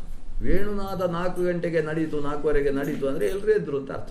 ಎಲ್ಲ ಅವರವರ ಕೆಲಸದಲ್ಲಿ ತಾವು ತೊಡಗಿಕೊಳ್ತಕ್ಕಂತಹ ರೀತಿಯ ಒಂದು ಶಿಸ್ತು ಕೃಷ್ಣನ ಜೀವನದಲ್ಲಿ, ಅವನ ವ್ಯವಸ್ಥೆಯಲ್ಲಿ ಇತ್ತು ಅಂತ. ಆ ಕೃಷ್ಣ ಆ ವೇಣುವನ್ನು ಹಿಡ್ಕೊಂಡು 8 ಗಂಟೆಯ ಹೊತ್ತಿಗೆ, ಅಂದರೆ ಪ್ರಾತಃ ಕಾಲ ಮುಗಿದು ಸಂಗವ ಕಾಲ ಶುರುವಾಗುವ ಹೊತ್ತಿಗೆ ಹಸು ಕರುಗಳನ್ನು ಹಿಡ್ಕೊಂಡು ತನ್ನ ಶಿಷ್ಯ ಸಮುದಾಯದ ಜೊತೆಗೆ ಕಾಡಿಗೆ ತಾನು ಗೋಪಾಲಕನಾಗಿ ಸಾಕ್ತಾ ಇದ್ದ. ಗೋವುಗಳಿಗೆ, ಕರುಗಳಿಗೆ ಇವನು ವೇಣುನಾದ ಮಾಡಿದ ಅಂತೇಳಿದರೆ ಅವುಗಳಿಗೆ ಬೇರೆ ಯಾವುದು ಬೇಡಂತೆ. ಆ ರಸದಲ್ಲೇ ಅವುಗಳು ತಮ್ಮನ್ನು ತಾವು ಮುಳುಗಿಸಿಕೊಂಡು ಬಿಡ್ತಿದ್ವು. ಆತ ವೇಣುನಾದ ಮಾಡ್ತಾ ಇದ್ದರೆ ಬೀಸುವ ಗಾಳಿಯೂ ನಿಧಾನಕ್ಕೆ ಬೀಸ್ತಾ ಇತ್ತು, ಹರಿಯುವ ನದಿಯೂ ಶಾಂತವಾಗಿ ಹರಿತಾ ಇತ್ತು, ಅಶ್ವತ್ಥದಂತಹ ವೃಕ್ಷಗಳು ಕೂಡ ಶಬ್ದ ಮಾಡದೇ ನಿಂತು ಬಿಡ್ತಾ ಇದ್ದವು. ಹಸುಗಳು ಹುಲ್ಲು ಮೇಯ್ತಾ ಇದ್ದವುಗಳು ತಾವು ಚಿತ್ರದಲ್ಲಿ ಬರೆದಂತಹ ಒಂದು ಚಿತ್ರದ ಹಾಗೆ ಹುಲ್ಲನ್ನು ಬಾಯಿಯಲ್ಲಿ ಕಚ್ಚಿಕೊಂಡು ಜಗಿಯದೆ ಶಬ್ದ ಮಾಡದೆ ನಿಂತು ಬಿಡ್ತಿದ್ವು. ಹಸಿದ ಕರುಗಳು ಕೆಚ್ಚಲಿಗೆ ಬಾಯಿ ಹಾಕಿದವಳು ಕೃಷ್ಣನ ಗೀತೆ ಕೇಳಿತು ಅಂತಾದಾಗ ತಮ್ಮ ಶಬ್ದವನ್ನು ತಾವು ಹಾಲು ಕುಡಿಯುವುದನ್ನು ನಿಲ್ಲಿಸಿ ಕೃಷ್ಣನ ವೇಣುನಾದದ ಕಡೆಗೆ 2 ಕಿವಿಗಳನ್ನು ಕೂಡ ಊರ್ಧ್ವಮುಖವಾಗಿಸಿಕೊಂಡು ನಿಂತು ಬಿಡ್ತಿದ್ವು. ಎಲ್ಲಕ್ಕಿಂತ ಮುಖ್ಯವಾಗಿ ಅತ್ಯಂತ ಕ್ರೂರ ಪಕ್ಷಿ ಅಂತ ಕರೆಸಿಕೊಂಡ ರಣಹದ್ದು ಕೂಡ ಕೃಷ್ಣನಿಗೆ ಈ ಹಾಡನ್ನು ಕೇಳ್ತಾ ಇದ್ವಂತೆ. ಇದರ ಬಗ್ಗೆ ಭಾಗವತದಲ್ಲಿ ವೇಣುಗೀತೆ ಅಂತಲೇ ಇದೆ. ವಾಮ ಬಾಹು ಕೃತ ವಾಮ ಕಪೋಲಹ ಅಂತ ಪ್ರಾರಂಭ ಆಗ್ತದೆ. ಅವ ಹೇಗೆ ನಿಂತು ವೇಣು ಬಾರಿಸ್ತಿದ್ದ. ವೇಣು ಬಾರಿಸುವುದಲ್ಲಲ್ವ, ವೇಣು ನುಡಿಸೋದು, ನಾವೆಲ್ಲ ಬಾರಿಸೋದು.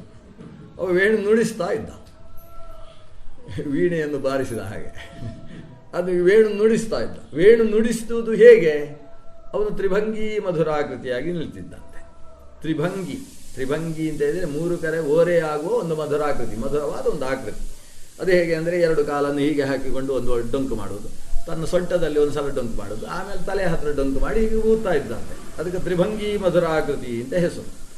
ಆ ಆಕೃತಿಯಲ್ಲಿ ನಿಂತರೆ ಆ ಆಕೃತಿಯನ್ನು ನೋಡುವುದೇ ಒಂದು ಚಂದ. ಆ ನೋಡ್ತಾ ಇದ್ದಾಗ ಅವನು 7 ತೂತು ಉಳ್ಳಂತಹ ಆ ವೇಣುವಿನ ತೂತುಗಳಲ್ಲಿ ತನ್ನ ಬೆರಳುಗಳನ್ನು ಆಡಿಸ್ತಾ ಹೊರಹೊಮ್ಮಿಸತಕ್ಕಂತಹ ನಾನಾ ಬಗೆಯ ರಾಗಗಳು, ವಿಭಿನ್ನ ಬಗೆಯ ಸ್ವರಗಳು, ನಾನಾ ರೀತಿಯ ಲಯಗಳು, ಇವುಗಳನ್ನು ಆಲಿಸುವುದೇ ಒಂದು ಚಂದ. ಆಲಿಸಿದಾಗ ಎಲ್ಲ ಪಶು ಪಕ್ಷಿ ಪ್ರಾಣಿಗಳೂ ಕೂಡ ಅದರಲ್ಲಿ ತಮ್ಮನ್ನು ತಾವು ತನ್ಮಯವಾಗಿಸಿಕೊಳ್ತಾ ಇದ್ವು. ಇಷ್ಟೆಲ್ಲ ಆಗ್ತಾ ಇರುವಾಗ ಕೃಷ್ಣ ಬಂದೇ ಹೇಳಿದ, ನಾವು ಊರು ಬಿಡೋಣ. ಪಕ್ಕದ ಊರಲ್ಲಿ ಬೃಂದಾವನ ಅಂತ ಊರನ್ನು ಕರೀತಾರೆ. ಅಲ್ಲಿ ಒಂದು ದೊಡ್ಡ ಪರ್ವತ ಇದೆ ಅಂತೆ, ಗೋವರ್ಧನ ಅಂತ ಅದಕ್ಕೆ ಹೆಸರು. ಗೋವರ್ಧನದ ತಟದಲ್ಲಿ ಭಾರೀ ಒಳ್ಳೆಯ ಹುಲ್ಲುಗಾವಲು ಇದೆ ಅಂತೆ. ನಾವು ಅಲ್ಲಿಗೆ ಹೋಗೋಣ, ಎಲ್ಲರೂ ಈ ಊರು ಬಿಡೋಣ. ಆಗ ವೃದ್ಧ ಗೋಪ ಅಂತ ಇದ್ದ, ಅವನನ್ನು ವೃದ್ಧನಂದ ಅಂತಲೂ ಕರೀತಾ ಇದ್ರು. ವೃದ್ಧನಂದ ಕೇಳ್ತಾನೆ, ಯಾಕೆ ಹಿಂದೆ ನಿನ್ನ ಅಪ್ಪ ಮಾತಾಡಿದ್ದ, ಈಗ ನೀನು ಶುರು ಮಾಡಿದ್ಯಾ ಅದನ್ನು? ಅಪ್ಪನಿಗೆ ಸರಿಯಾದ ಮಗ ನೀನು ಅಂತ ಅವ ಇವನನ್ನು ಬೈಯುವುದಕ್ಕೆ ಶುರು ಮಾಡಿದ. ಆಗ ನೀನು ಕೃಷ್ಣ ಕೇಳ್ತಾನೆ, ಅಲ್ಲ ಯಾಕೆ ಅಂತ ಕೇಳಿದ್ರಲ್ಲ, ಉತ್ತರ ಹೇಳ್ತೇನೆ. ಅಪ್ಪನ ಮಗ ಅದೆಲ್ಲ ಬೇರೆ ಕತೆ, ನಾನು ಅವನಿಗೆ ಮಗ ಅಲ್ಲ ಅಂತ ಉಳಿದವರೆಲ್ಲ ಹೇಳ್ತಾರೆ ಅಂತ. ಇದೇನಾಗಿತ್ತು ಅಂದರೆ ಇವನಿಗೆ ಹಿಂದೆ ಇವ ಚಿಕ್ಕ ಹುಡುಗ ಇದ್ದಾಗ ಕಟ್ಟಿದ್ದ ಕರುಗಳನ್ನೆಲ್ಲ ಬಿಚ್ಚಿ ಹಾಕೋದು ಇವನ ಕೆಲಸವೇ ಅದು.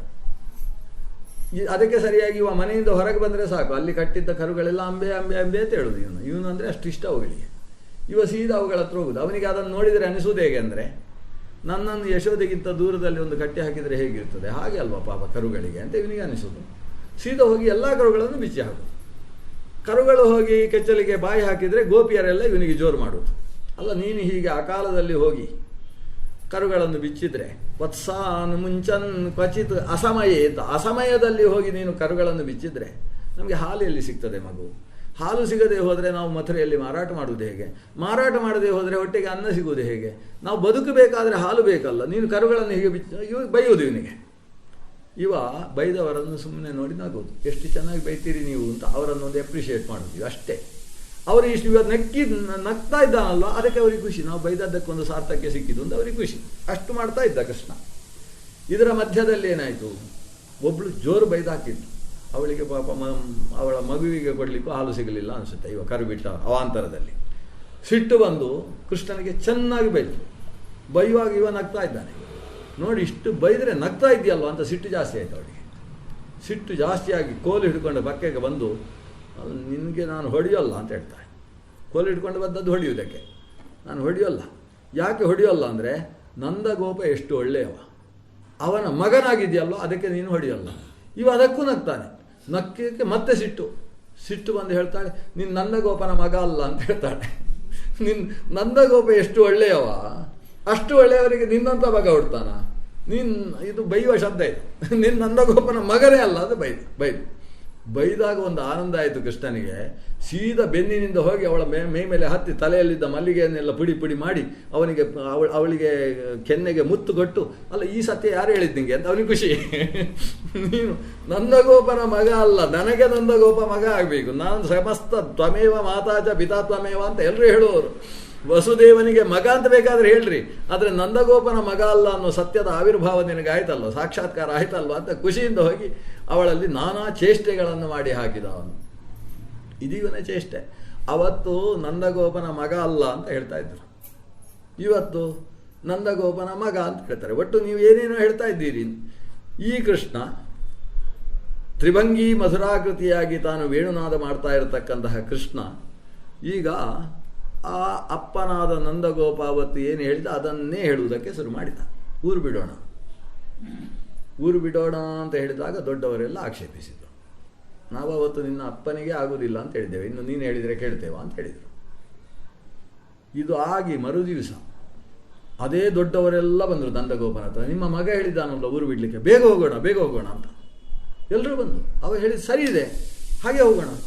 ಯಾಕಂದರೆ ಅವ ಹೇಳಿದ್ದಾನೆ, ಕಾರಣ ಕೊಟ್ಟಿದ್ದಾನೆ, ಇಲ್ಲಿ ಹಸುಗಳಿಗೆ ಮೇಯುವಷ್ಟು ಹುಲ್ಲಿಲ್ಲ, ಆಮೇಲೆ ಸರಿಯಾಗಿ ಕಾಡಿಲ್ಲ.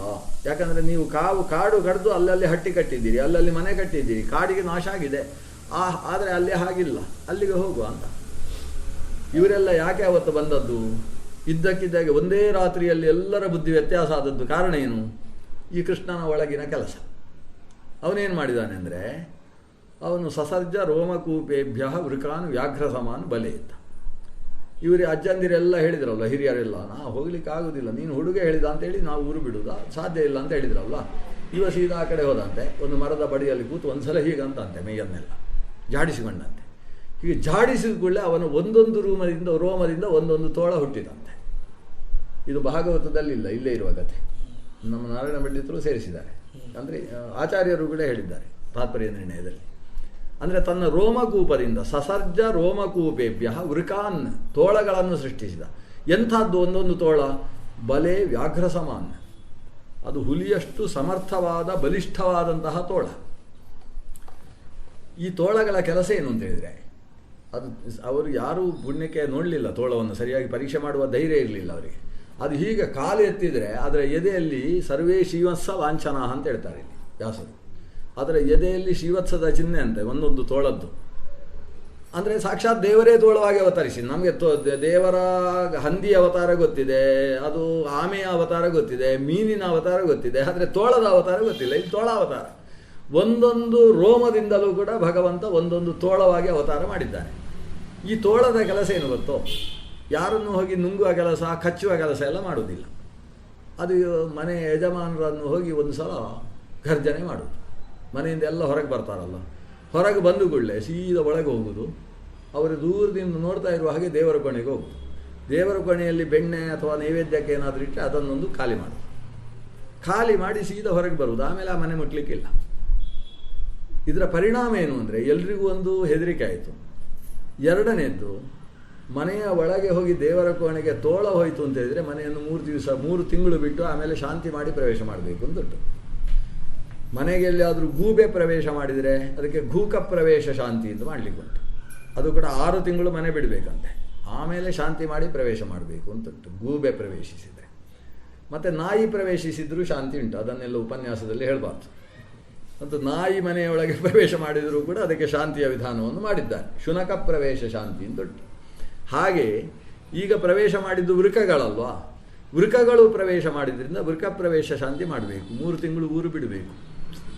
ಕೃಷ್ಣ ಹೇಗೂ ಹೇಳಿದ್ದ ಪರವೂರಿಗೆ ಹೋಗುವ ಅಂತೇಳಿ, ಸರಿಯಾಯಿತು, ಈಗ ನಾವು ಅದನ್ನು ತೀರ್ಮಾನ ಮಾಡುವ ಅಂತ ಬಂದಿದ್ದಾರೆ. ಈಗ ಅದಕ್ಕೆ ಕೃಷ್ಣನಿಗೆ ಸ್ವರಾಟ್ ಅಂತ ಕರೆಯೋದು. ಅರ್ಥೇಶ್ವಭಿಜ್ಞ ಸ್ವರಾಟ್. ಸ್ವರಾಟ್ ಅಂದರೆ ಅವ ಹೇಳಿದ ಹಾಗೆ ಎಲ್ಲರೂ ಕೇಳಬೇಕು. ಸ್ವಸ್ಯ ಸ್ವಯಮೇವ ರಾಜ, ಅವನನ್ನು ಬಿಟ್ಟು ಅವನಿಗೆ ಮತ್ತೊಬ್ಬ ರಾಜ ಇಲ್ಲ, ಅವ ಹೇಳಿದ ಹಾಗೆ ಪ್ರತಿಯೊಬ್ಬರೂ ಕೇಳಬೇಕು ಅನ್ನೋದು. ಅವನ ಅಣ್ಣನಾದ ಬಲರಾಮನು ಕೃಷ್ಣ ಹೇಳಿದ ಮೇಲೆ 2 ಮಾತಿಲ್ಲ ಅಂತ ಹೇಳ್ತಿದ್ದ. ಒಂದು ಸಲ ಕೃಷ್ಣನ ಮಾತಿಗೆ ವಿರುದ್ಧವಾಗಿ ನಡ್ಕೊಂಡ. ಕೃಷ್ಣ ಹೇಳಿದ, ನಮ್ಮ ತಂಗಿ ಇದ್ದಾಳಲ್ವ ಸುಭದ್ರೆ, ಭಾಳ ಸುಂದರಿ, ಅವಳನ್ನು ನಮ್ಮ ಧರ್ಮರಾಜನ ತಮ್ಮನಿಗೆ ಕೊಟ್ಟರೆ ಭಾಳ ಒಳ್ಳೆಯದು ಅರ್ಜುನನಿಗೆ ಅಂತ ಕೃಷ್ಣ ಹೇಳಿದ. ಬಲರಾಮ ಹೇಳ್ತಾನೆ, ಭಿಕಾರಿಗಳಿಗೆ ಹೊಡೆದಲ್ಲ, ಚಕ್ರವರ್ತಿಗೆ ಕೊಡಬೇಕು ನಮ್ಮ ತಂಗಿಯನ್ನು ಅಂತ ಇವನು. ಅದಕ್ಕೆ ಸರಿಯಾಗಿ ಅವ ಉಜ್ಜಯಿನಿಯಲ್ಲಿರಬೇಕಾದ್ರೆ ನಮ್ಮ ದುರ್ಯೋಧನ ಅವನ ಹತ್ರ ಗದಾಭ್ಯಾಸ ಮಾಡೋದಕ್ಕೆ ಹೋಗಿದ್ದ. ದುರ್ಯೋಧನನಂಥ ಹಸ್ತಿನಪುರದ ಚಕ್ರವರ್ತಿಗೆ ತನ್ನ ಮಗಳನ್ನು ಕೊಡಬೇಕು ಅಂತಿತ್ತು ಬಲರಾಮನಿಗೆ. ಅದಕ್ಕೆ ಸರಿಯಾಗಿ 6 ತಿಂಗಳ ವಿದ್ಯಾಭ್ಯಾಸ ಆಯಿತು. ವಿದ್ಯಾಭ್ಯಾಸ ಆಗಿ ಆ ಬಲರಾಮನಿಗೆ ಪ್ರದಕ್ಷಿಣೆ ಬಂದು ಕಾಲು ಹಿಡಿದು ನಮಸ್ಕಾರ ಮಾಡ್ತಾನೆ. ನಮಸ್ಕಾರ ಮಾಡಿದಾಗ ಬಲರಾಮ ಹೇಳ್ತಾನೆ, ಚಕ್ರವರ್ತಿಗಳು ನಮಗೆಲ್ಲ ಸಾಮಾನ್ಯ ಮಾಂಡಲಿಕರಿಗೆ ನಮಸ್ಕಾರ ಮಾಡುವುದಾ ಅಂತ ಹೇಳ್ತಾನೆ ಬಲರಾಮ. ಅಷ್ಟು ಗೌರವ ದುರ್ಯೋಧನನ ಮೇಲೆ. ದುರ್ಯೋಧನ ಅದಕ್ಕೆ ವಶೀಕರಣದಲ್ಲಿ ಮಹಾಸಮರ್ಥವ, ಬಲರಾಮನನ್ನು ಪೂರ್ತಿ ಕಿಸೆಯಲ್ಲಿ ಹಾಕೊಂಡು ಬಿಟ್ಟಿದ್ದಾನೆ. ಈ ಬಲರಾಮನ ಕೈ ಹಿಡ್ಕೊಂಡು ಅಳುವುದಕ್ಕೆ ಶುರು ಮಾಡ್ತಾನೆ ದುರ್ಯೋಧನ. ಯಾಕೆ ಅಳ್ತಾ ಇದ್ದಿ ರಾಜನ್ನು, ಏನಾಯಿತು, ನನ್ನಿಂದ ಅಪಚಾರ ಆಯಿತಾ ಅಂತ ಬಲರಾಮ ಕೇಳಿದ. ಹಾಗಲ್ಲ, ನಾನು ನಿಮ್ಮ ಹತ್ರ ವಿದ್ಯೆ ಕಲಿಬೇಕಾದ್ರೆ 6 ತಿಂಗಳು ಕಳೆದದ್ದೇ ಗೊತ್ತಾಗಲಿಲ್ಲ. ಎಂಥ ದೊಡ್ಡ ಸಾಮರ್ಥ್ಯ ನಿಮ್ಮದು, ಎಷ್ಟು ಚೆನ್ನಾಗಿ ಗದಾವಿದ್ಯೆ ನಿಮ್ಮಲ್ಲಿದೆ. ಆದರೆ ನಾನು ಇನ್ನೂ ಕೆಲವು ಸಮಯ ನಿಮ್ಮ ಹತ್ರ ಇರಲಿಕ್ಕೆ ಆಗುವುದಿಲ್ಲ ಅಲ್ವಾ ಅಂತ ನನಗೆ ನೋವು. ನಿಮ್ಮ ಜೊತೆಗೇ ಇರಬೇಕು ಅಂತ ಅನಿಸುತ್ತೆ, ಆದರೆ ಚಕ್ರವರ್ತಿಯಾಗಿ ನಾನು ನನ್ನ ರಾಜ್ಯಭಾರವನ್ನು ನೋಡಿಕೊಳ್ಬೇಡ್ವಾ ಅಂತ ಹೇಳ್ತಾರೆ. ನಿನ್ನ ಈ ಶಿಷ್ಯವೃತ್ತಿಯಿಂದ ಸಂತೋಷ ಆಯಿತು, ಏನು ಬೇಕು ಕೇಳು ಅಂತ ಬಲರಾಮ ಒಂದು ಕೇಳಿಬಿಟ್ಟ. ಇವ ಕೈ ಹಿಡ್ಕೊಂಡಿರ್ತಾನೆ, ನಿಮ್ಮ ತಂಗಿಯನ್ನು ನನಗೇ ಮದುವೆ ಮಾಡಿಕೊಡಬೇಕು ಅಂತ ಕೇಳಿದ. ಕೇಳಿದರೆ ಬಲರಾಮ, ಅಷ್ಟು ಎಂಥ ಅದೃಷ್ಟ ನಮ್ಮದು, ನಮ್ಮ ಸಾಮಾನ್ಯ ಮಾಂಡಲಿಕರಾದ ನಮ್ಮ ಮಗಳನ್ನು, ನಮ್ಮ ಮನೆಯ ಕೂಸನ್ನು ಚಕ್ರವರ್ತಿಗಳು ಸ್ವೀಕರಿಸ್ತೀರಿ ಅಂದರೆ ಎಂಥ ಅದೃಷ್ಟ ನನ್ನ ತಂಗಿಯದ್ದು ಅಂತ ಇವ ಭಾಷೆ ಕೊಡ್ತಾನೆ. ಅವ ಬೇರೆ ಭಾಷೆ ಬೇರೆ ತಗೊಳ್ತಾನೆ ಅದರ ಜೊತೆಗೆ. ಇಷ್ಟಾದ ಮೇಲೆ ನಡೆದ ಘಟನೆ ಏನು, ಬಲರಾಮ ಏನಾದರೂ ದುರ್ಯೋಧನನಿಗೆ ಮದುವೆ ಮಾಡುವ ತೀರ್ಮಾನ ಮಾಡಿದ್ದಾನೆ. ನಮ್ಮ ಕೃಷ್ಣ ಅದೇ ಚಾತುರ್ಮಾಸ್ಯ ಕಾಲದಲ್ಲಿ ಅರ್ಜುನನಿಗೆ ಒಂದು ಮಾತು ಹೇಳಿದ, ನನ್ನ ತಂಗಿಯನ್ನು ನೀನು ಬೇಕು ಅಂತಾದರೆ ಚಾತುರ್ಮಾಸ್ಯ ಕಾಲದಲ್ಲಿ ಮದುವೆ ಆಗಬೇಕು ಅಂತ ಹೇಳಿದ. ಸನ್ಯಾಸಿ ವೇಷ ಹಾಕ್ಕೊಂಡು ಬಲರಾಮನ ಹತ್ರ ಬಂದಾಗ ಬಲರಾಮ ಹೇಳಿದ, ಬಲರಾಮ ಕೃಷ್ಣನಿಗೆ ಹೇಳ್ತಾನೆ, ಎಂಥ ಸ್ಫುರದ್ರೂಪಿಯಾದ ತೇಜಸ್ವಿ, ಆತನ ಮುಖ ನೋಡಿದರೆ ಎಷ್ಟು ಜಪ ಮಾಡ್ತಾನೆ ಅಂತ ಗೊತ್ತಾಗ್ತದೆ, ಅಂಥ ತೇಜಸ್ಸು, ಅಂಥ ವರ್ಚಸ್ಸು, ನಾವು ಅವನನ್ನು ಚಾತುರ್ಮಾಸ್ಯ ಕೂಡಿಸ್ಬೇಕು ಈ ಸಲ ಅಂತ ಬಲರಾಮ ಹೇಳಿದ. ಕೃಷ್ಣ ಹೇಳಿದ, ಒಳ್ಳೆಯದು, ಸನ್ಯಾಸಿಗಳ ಆಶೀರ್ವಾದ ಸಿಕ್ಕಿತು ಅಂತಾದರೆ ಎಲ್ಲ ಸಮೃದ್ಧಿ ಆಗ್ತದೆ, ಚಾತುರ್ಮಾಸ್ಯ ಕೂಡಿಸುವುದು ಸರಿ, ಎಲ್ಲಿ ಚಾತುರ್ಮಾಸ್ಯ ಕೂಡಿಸುವುದು, ಯಾವುದಾದ್ರೂ ಕಾಡಿನಲ್ಲಿ ಒಂದು ಆಶ್ರಮ ಕಟ್ಟಿಸಿ ಕೂಡಿಸುವುದು ಒಳ್ಳೆಯದು ಅಂತ ಹೇಳಿದ. ಬಲರಾಮ ಹೇಳ್ತಾನೆ, ಇಲ್ಲ ತಮ್ಮ, ಹಾಗೆ ಮಾಡಬಾರ್ದು, ಇಂಥ ತಪಸ್ವಿಗಳನ್ನು ನಾವೆಲ್ಲೋ ದೂರದಲ್ಲಿಡುವುದ, ನಮ್ಮ ಮನೆಯಲ್ಲೇ ಇಟ್ಟುಕೊಳ್ಳೋಣ. ಮನೆಯಲ್ಲಿ ಹೇಗೂ ಹೊರಗಡೆ ತೋಟ ಇದೆ, ಉಪವನದಲ್ಲಿ ಒಂದು ಆಶ್ರಮದ ವ್ಯವಸ್ಥೆ ಇದೆ, ಆ ಉಪವನದಲ್ಲೇ ಇಡೋಣ. ಅಲ್ಲ, ಅದೆಲ್ಲ ಸುಭದ್ರೆ ಓಡಾಡುವ ಜಾಗ ಅಲ್ವಾ ಅಂತ ಹೇಳ್ತಾನೆ ಕೃಷ್ಣ. ಅಲ್ಲಿ ಸನ್ಯಾಸಿಯನ್ನು ಕೂಡಿಸಿದರೆ ಕಷ್ಟ ಆಗ್ಬೋದು, ಸನ್ಯಾಸಿಗಳಿಗೆ ಕಷ್ಟ ಆಗ್ಬೋದು ಅಂತ ಹೇಳ್ತಾನೆ. ಅದಕ್ಕೆ ಇಂಥ ತೇಜಸ್ವಿಗಳು ಯಾವತ್ತಾದರೂ ತಮ್ಮ ಇಂದ್ರಿಯವನ್ನು ಅಂಥದ್ದು ಬಾಯಲ್ಲಿ ಮಾತಾಡಿದರೆ ಬಾಯಿ ತೊಳ್ಕೊಂಡು ಬರಬೇಕು ಅಂತ ಹೇಳ್ತಾನೆ ಇವ. ಸನ್ಯಾಸಿಗಳ ಬಗ್ಗೆ ಹಾಗೆ ಮಾತಾಡುವುದಾ ಅಂತ ಜೋರು ಮಾಡ್ತಾನೆ ಕೃಷ್ಣನಿಗೆ. ಅಷ್ಟೇ ಅಲ್ಲ, ನನ್ನ ತಂಗಿಗೆ ಆ ಚಕ್ರವರ್ತಿಯಂತಹ ಒಬ್ಬ ವರ ಸಿಗಬೇಕಲ್ವ, ಅದಕ್ಕೋಸ್ಕರ ಅವಳು ದಿವಸ ಇವನ ಪಾದಕ್ಕೆ ಬಿದ್ದು ನಮಸ್ಕಾರ ಮಾಡಬೇಕು, ಸೇವೆ ಮಾಡಬೇಕು. ಸನ್ಯಾಸಿಗಳ ಒಂದು ಆಶೀರ್ವಾದ ಸಿಕ್ಕಿದ್ರೆ ಅವಳಿಗೆ ಒಳ್ಳೆಯದಾಗ್ತದೆ, ಅವಳನ್ನೇ ಸೇವೆಗೋಸ್ಕರ ಬಿಡುವ ಅಂತ ಬಲರಾಮ ಹೇಳಿದ. ಕೃಷ್ಣ ಹೇಳ್ತಾನೆ, ಬೇಡ ಅಣ್ಣ, ತಪ್ಪು ಮಾಡ್ತಾ ಇದ್ದಿ. ಯುವಕನಾದ ಸನ್ಯಾಸಿಗೆ ಪಕ್ಕದಲ್ಲಿ ಹೆಣ್ಣನ್ನು ಕಳಿಸುವಂಥದ್ದು ಭಾರೀ ಅಪಾಯಕಾರಿಯಾದದ್ದು. ಯಾಕೆಂದರೆ ಘೃತ ಕುಂಭ ಸಮ ಪುಮಾನ್ ಅಗ್ನಿ ಸದೃಶಿ ಯೋಷ. ಹೆಣ್ಣು ಅಂತ ಹೇಳಿದರೆ ಅಗ್ನಿ ಇದ್ದ ಹಾಗೆ, ಇದು ತುಪ್ಪ, ಗಟ್ಟಿಯಾದ ತುಪ್ಪ ಇದ್ದ ಹಾಗೆ, ಯಾವಾಗ ಕರಗ್ತದೆ ಅಂತ ಹೇಳಲಿಕ್ಕಾಗುವುದಿಲ್ಲ ಅಗ್ನಿಯ ಪಕ್ಕದಲ್ಲಿದ್ದಂತಹ ತುಪ್ಪ.